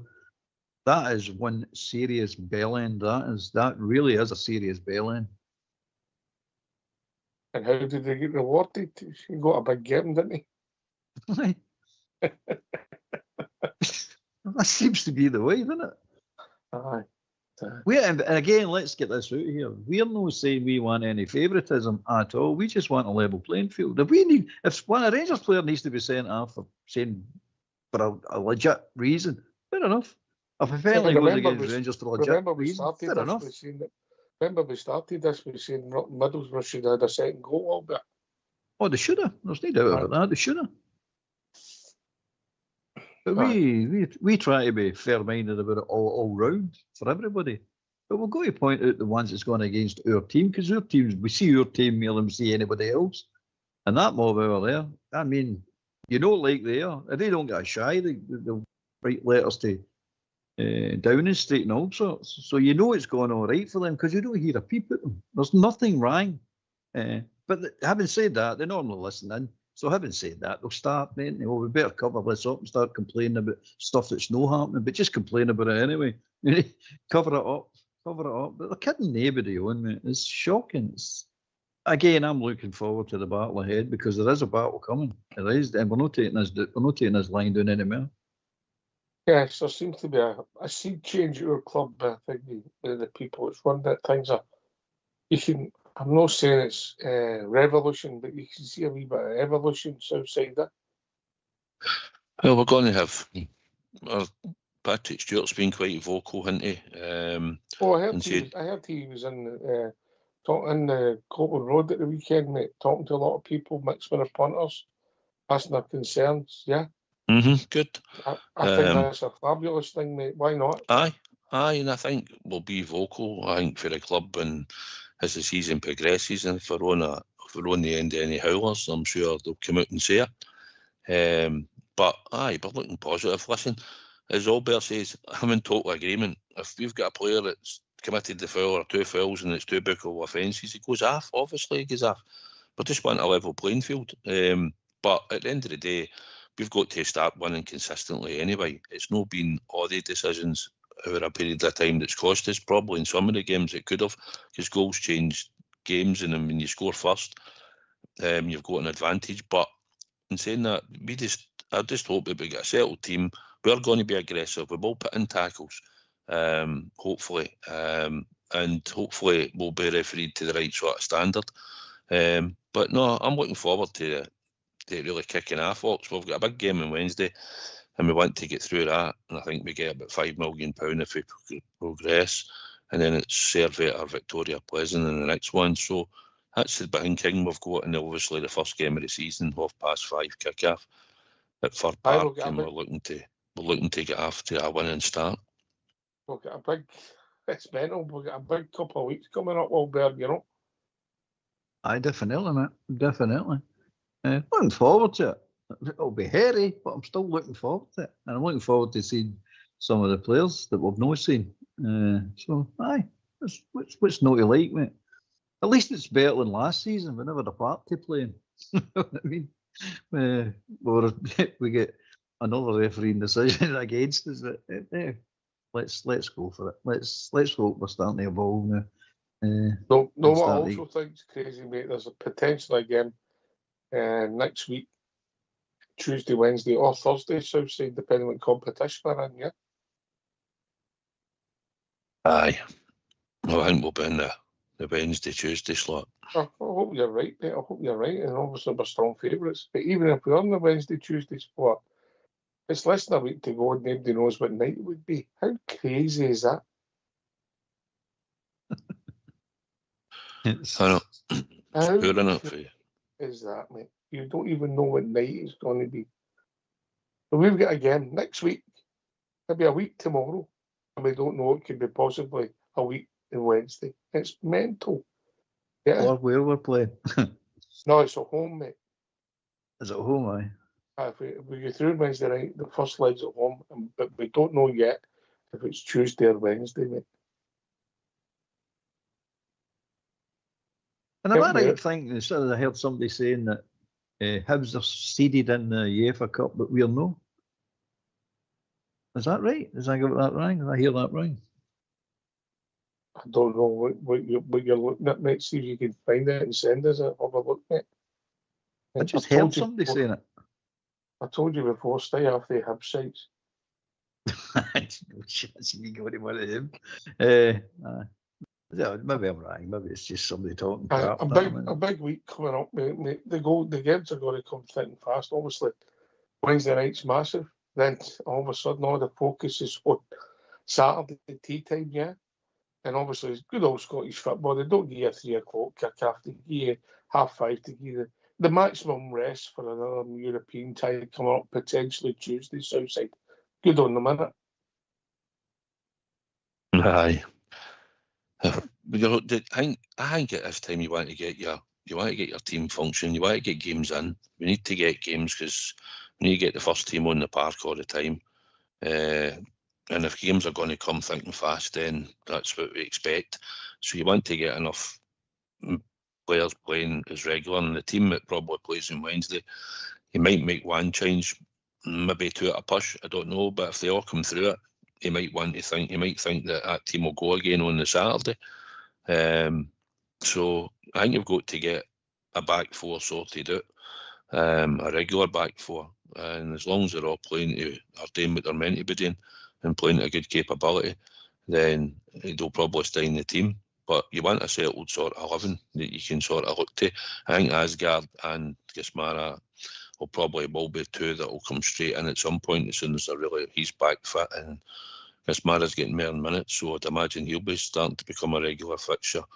So it's 2 good additions to come in, and Lyle Cameron, who's just had 45 minutes, if he's impressed the manager in any way, he might come on as a sub or whatever, because I think he might have goals in him when he comes on, if he's going to be used that way to start with. And it might help us out, scoring midfielder. So I am looking forward to Ox. Saturday, let's say, rusty teams just try to gel and all different players playing. I'm looking forward to Wednesday and then Saturday, and hopefully we'll put on 2 good performances. Aye, I hope so, mate. Well, listen, if I'm honest with you, to keep this springboard going, I just want to bite your hand off for a draw on Wednesday night, mate, and a victory, any victory on Saturday to start the season. Yes, of course, I'd like us to play well and win 3 or 4-0, but I'm being honest all there. I get through, mate. That's all it matters. Get through. So any draw, any victory, any draw, even a 1-0 defeat, but just get through the tie. That's what's most important. And winning Saturday, just to get us, as you say, after a flying start, and then just keep going like that till we actually see the team settled in and players settled in, and then you start getting a pattern going. At the moment, we're nowhere near ready, and it's nothing to do with the coaching team. It's not to do with the club. It's just the way it is. It's just this continuous football getting played and competitions getting played, just continuous. We'll get to the stage it will be 52 weeks of the season, 52 weeks in a year. It will be competitions. It's madness, mate. It's total and utter madness. Anyway, it will sicken a lot of people, and a lot of people will get very, very picky what they're going to watch because they're just. I think it's saturated and it's overloaded. And personally, for my taste, as I don't watch most of it. Kind of annoyed with it. It's going to be the same, especially with this pay-per-view carry on. Who's going to keep paying money to watch these crap games? I watch the Rangers, and that's it. Anyway, I don't care about anybody else. I don't want to watch anybody else. I'm not that bothered. If it's for free, I might have a look at 10 minutes of the game, but sit and watch a full 90 minutes of most of these games with these tactics that they all play. No, that's no good fun for me, mate. You can count your one hand how many good games you get out of a season, mate. You really can. There's very few really enjoyable games. The way I like to watch football, fast flowing, attacking football, goals, tackles. I mean, you don't see that now. I think that's always been a lot of the case, mate. It's only the enjoyment came for people getting results, mate. I know it is, mate. It's just all results. We fell into it as well. It's results and talk about money, mate. That's what football's all about. It's just get the result, talk about money, talk about transfers, how much people are costing, how much people are earning.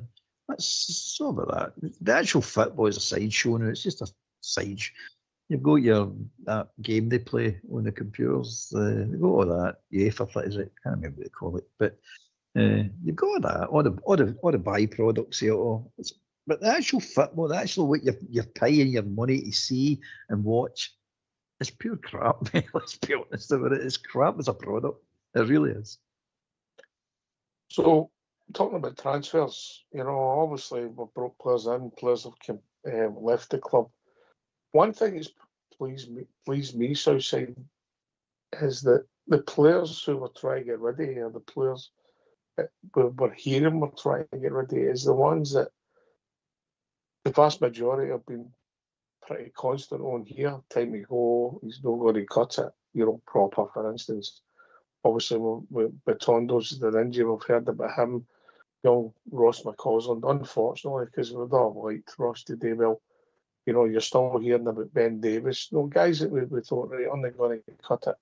Right, they're going to go. Now, I don't know how good the replacements are going to pan out to be, but the people we're trying to shuffle about Southside, ultimately, I think I would agree with maybe 95% of them. Aye, we've got to move sort of Ben Davis. I still think Kieran Dowell will go on before the end of the transfer window. I don't see a place for him in starting 11 going forward. I mean, I think there'll be players will come in and fill his positions. Enciala doesn't look like he's going to feature either. Be a loan move. But Matondo, he might be the one that'll be left unless we could maybe get him out on a loan. But he needs to. I don't know if he's not done any pre-season or anything like that. So I don't know where we'll be with him. He might be one we'll just have to stick with at the moment. Maybe try and get rid of him in January.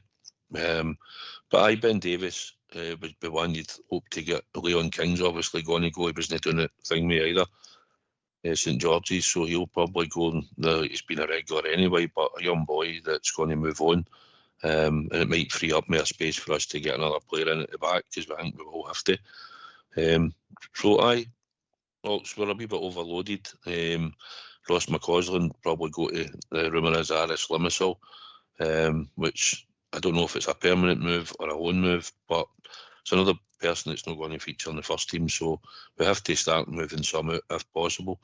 And hopefully over the next week to 10 days we'll see a few exiting.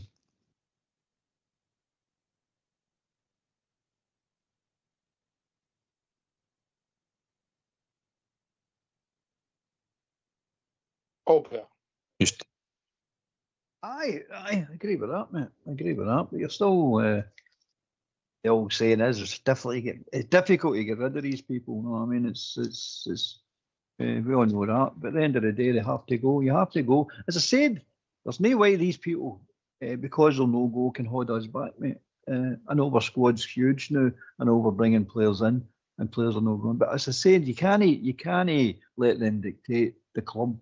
What we're going to do in the future and how we're going to drive the club on. You just can't, mate.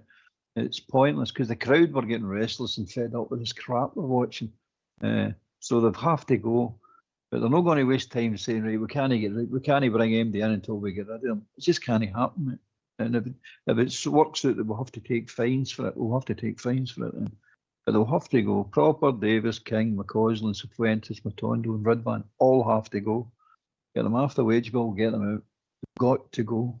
We're already get proper out the door. We've now got Davis, King, McCausland, Cifuentes, and Matondo and Ridvan to go. And that's no counting Rice, Hutton, Biggins Salers. I think he's still there, but he's ready to go there, either on loan. But one of the things these young boys need to understand, when we put these boys in loan, mate, they've got to be the best of the team they're going to. They've got to be one of the best players in that team. Too many of these young boys are going. They're going there as Rangers players, mate. And that means something. If you go as a Rangers player on loan to Dunfermline, I know that boy months away to Dunfermline, or any other team for that, you get in there and you've got to show them that you're one of the best players, if not the best player in their team. Too many just go and say, just get a wee bit of experience here. No, for me, mate. You've got to make a name for yourself and to hope you're going to have a Rangers career. You've got to go to these teams and prove yourself that you're a better player. That's what will get you back to Rangers. That's what will get you into the Rangers first team. That's what will perk the manager up or the coach up to say, oh, he has got something about himself. But if you just go to these clubs and happy to sit on the bench and happy to get an occasional game and maybe sometimes not even get on the bench, you're going one way with your career, mate, downhill fast. So like we Robbie Fraser, he went to Livingston, but he got to sell into the team. Whether he was one of the better players, I don't know, because I never watched much. But he got to sell into that team. And that's what they all should be doing. Hutton goes on loan, get yourself into the team and prove that you're a player. Bryce as well. It's all right saying, he's got talent, that boy's this, that boy's that. Well, go and play for Hibs, go and play for whoever. Prove that you're a player. What you know you're a player when you go on loan, mate, and the team that you're on loan are sorry to see you go. They don't want you to go. But see if it's well, he had a good time here, we back his parent club. You know you're crap, man. That's my book. That's the way I look at it. You know that they're not that fussed with you. But if they're, we should stay for another year. Think we can afford to buy him? Oh, you can't afford to buy him. He's that good a player. Too many of our boys go and just don't come back with that reputation, mate. They come back with, it didn't quite work out. He done it all right doing wherever he went. That's not what you want. That's not, you're going as a Rangers player. That's a status symbol, mate. That's what should be. That's what you should be thinking to yourself. I'm a Rangers player. We've talked about I'm it. going to. We've talked about it long and hard, mate, on here, and it's a whole show on its own. But this bridge between how you get from whatever level you're at to the first team, mate. I mean, when I watched the boy Hutton there on Saturday, who in his previous games done okay, but when I watched him, he just didn't look like a professional football player. And I'll give him the benefit of the doubt, it was nerves. Bailey, how many times have we seen Bailey now? And he's winning on his own park, mate. He's got a touch, mate. Maybe a nice first time pass at times, yeah.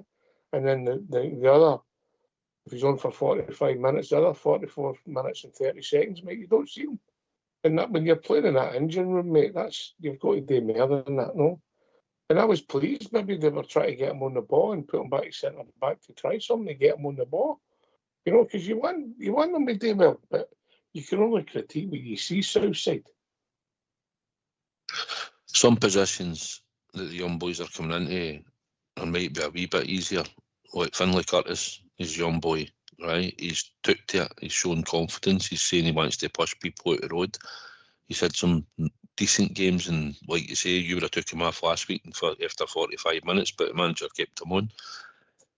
Everybody's different, and probably other managers would have out him off because he's easy. The academy boy comes off. Bailey, I think he had to run a bit more, try and get more space. But Middlesbrough came, they pressed us high up, he didn't get his time on the ball. He's playing with different he's playing with players that he knows the system, but obviously we agree that a lot of the players will not be starting, and he'll be included. Going forward, it'll be down to the manager to decide whether he stays in the squad because he's going to play him in some games or game time or bring him on. He might have an idea for him, or he will be firmed that same as McCausland is going to be leaving, and he was an academy player. Who's the other one? I was thinking of somebody else. Josh Gentles, he's really young. Josh will definitely, he was at Alloa last year and probably gained quite a bit of experience. I know he scored a few goals while he was there, but I think the manager will probably look to loan him out. Mason Munn, apparently, I think, is going to Dunfermline to get game time. So we're obviously looking at some of the young boys. Alexander Hutton is quite a good B player. He is only 19. Finlay Curtis did say that it is quite a big jump for the academy, well, B level up to the first team. And just that game on Saturday, I think the players were a lot better than him, and they were all stronger down that side, and he didn't really look comfortable. But I think he's another one. I think they'll probably get loaned out because I think we've scrapped the academy now altogether. So, it's we either need to move them on or loan them out if we think they've got potential. But I'm hoping that Finlay Curtis will stay in the squad, and he'll hopefully be productive when he gets his chance. And it'll be down to the manager what he thinks of Bailey Rice, because he will play as a 6. Rothwell plays as a 6. You think Rothwell would start most of the games, but there might be a time when he wants to take him off, and he might think Bailey goes in there to try and develop him and see if he can. If you ask me my honest opinion, mate, Bailey Rice and what we're seeing him is miles away being a fixture in the first. Well, so and what you're seeing of Connor Barron, he's the exact same then. I don't disagree with that, mate. I think Connor's regressed a wee bit. I think he looks somebody that's really short of confidence, mate. And the complete opposite for Bailey, he cannot play a forward pass when he gets into areas, mate. He still does the about. We're not going to be able to build our team around Connor. You know, who was arguably last season, the first 3 months of the season, our best player. But if you just take Saturday's 45 minutes in isolation and what we've seen of Bailey, mate, he's miles short of, and Connor at best, is a squad player who can go on and do a job for you, at best. Albert. Aye, totally agree, mate. Totally agree. But see, you're comparing it with Rice to Barn.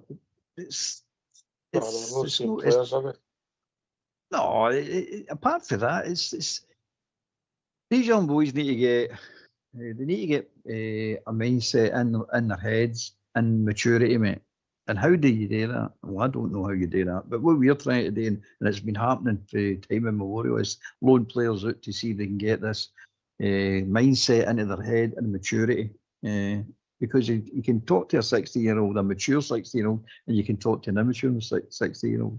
The mature 60-year-olds will probably more chance of making it than the immature one, because the immature one will take 2 and 3 years for the penny to finally drop and go, oh, hold on a minute. I know what I'm doing. Just for the record, you can talk to an immature 56-year-old or a mature 56-year-old. Just saying. Ooh, you digging at something now? No, not at all, mate.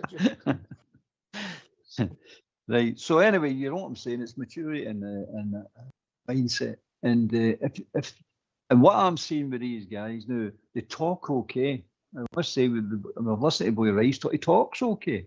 It just seems to be laid back. It might just be his nature. It just might be the way the boy is. Just laid back. He looks that grumpy, laid back type boy. Might be completely different. If you meet him and say, no, he's a nice boy, nice character, good bubbly character, he's got it. He's definitely got something. But as it sits right now, I don't see him progressing. And it's the same as McCausland. McCausland had the chance, he just didn't grasp the chance. Maybe he's reached his level, maybe he can't get better. You never know. Curtis, he's actually grabbing his chance. He's showing he's scoring goals. And I said before, goals. And all the boys need to get in their heads, keep scoring. No matter who you are, keep scoring. And they'll keep their eye on you. They'll say, you don't throw a goal scorer away.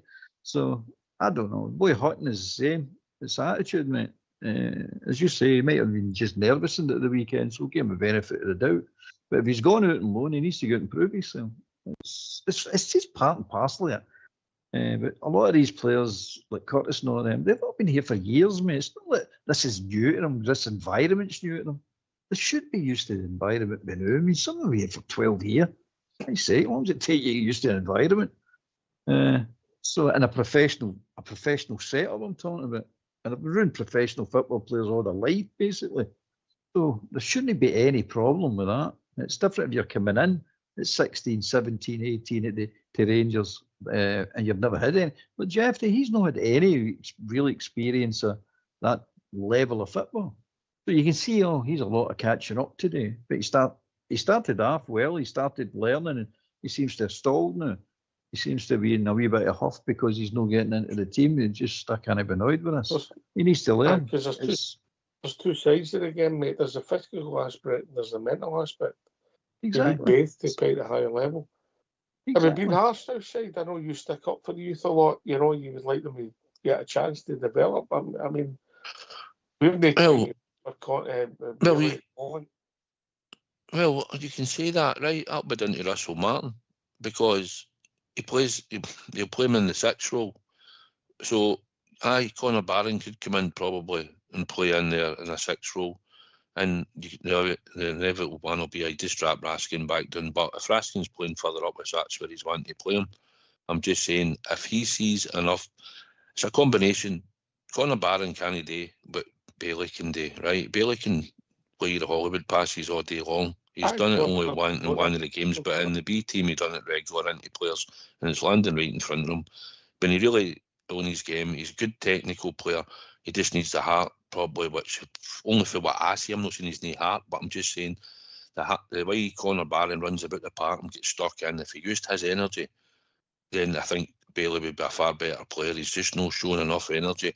But I think the fact that Russell Martin's building a system, then he might be prepared. I'm not saying he will. I'm just saying he might be prepared to keep Bailey about the squad. And maybe game time, maybe not as regular as, but he might think, or but we might think, but he might keep him about it rather than send him out on loan where he can keep an eye on him and try and make him into getting some more game time.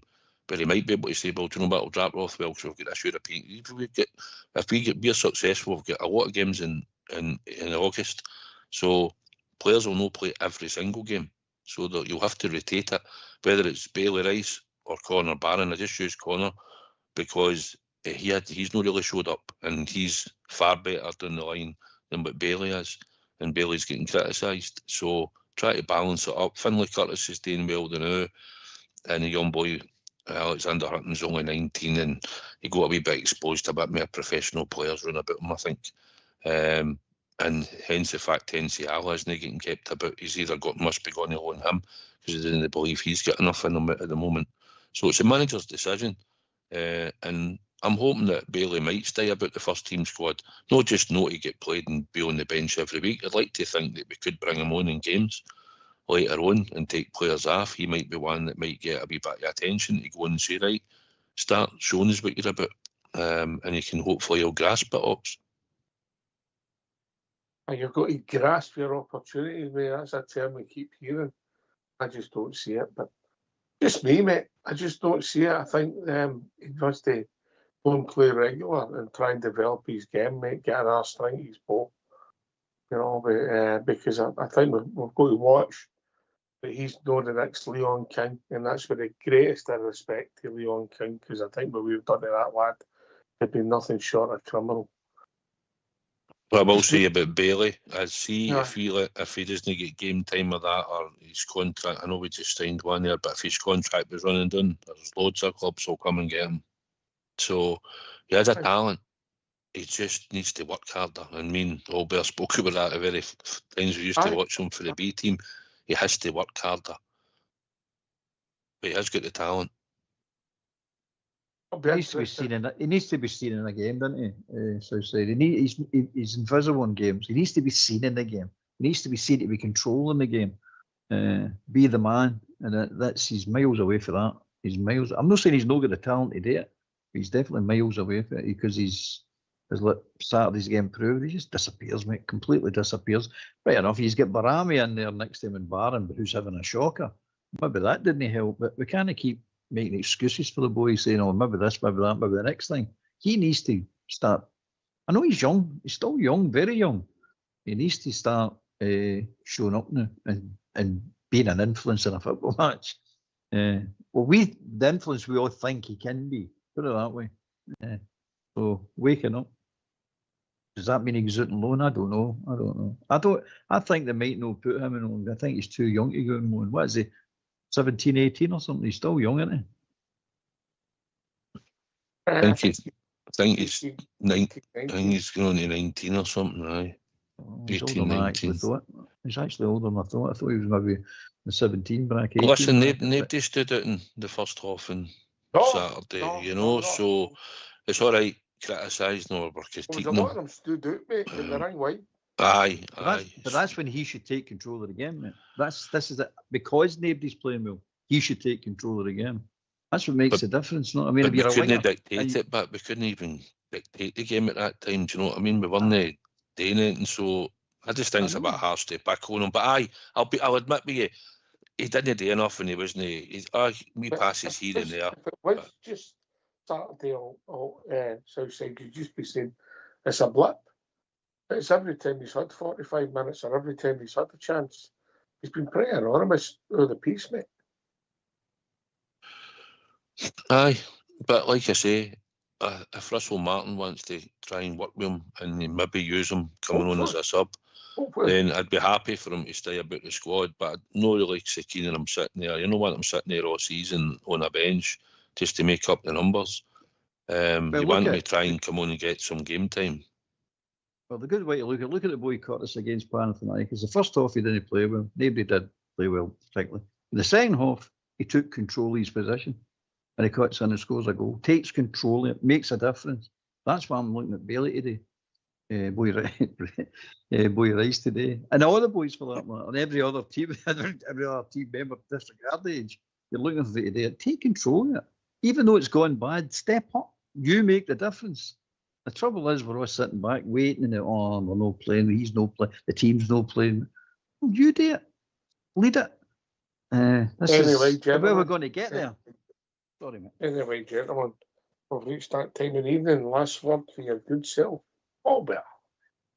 It was good chat tonight, as usual. On with my big chum there. He's a very knowledgeable man. Yourself, Fox, and also Blue. So, first game back. Come on, we're rusty. We never had a good game tonight, so we're rusty. We'll get better. We always have bad games, Albert. Oh, definitely, mate. We're not partial to our band, yeah.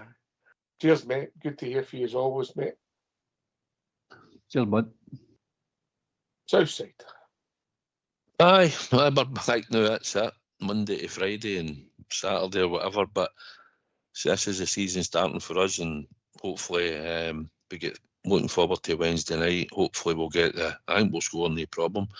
I'm sure we'll go through, and then we'll take it from there, whoever will be getting the next round, and then obviously Saturday for Motherwell. I'm sure the troops will be loud and proud for behind the goal and Saturday, so looking forward to that. It was good tonight to do a show with Albert and your good self, so thanks for that, and thanks to all the troops in the YouTube channel. There's been loads of them in the night, so thanks to them and everybody else out there that listened to it on Facebook and Twitter. So aye, mate, we're back, so hopefully we'll start getting more callers more regular now, because that's what the show's about, getting people on to give their opinion about the Rangers. So apart from that, I'd like to thank you for having us on, and as always, there's only one team and one crown. Yeah, thanks to Albert and Southside for doing the show. Fox and Old School Blue doing the technicals in the background. Rangers Radio, we're back tomorrow night between 8 and 10, talking about all things Rangers. Take it away, Old School Blue.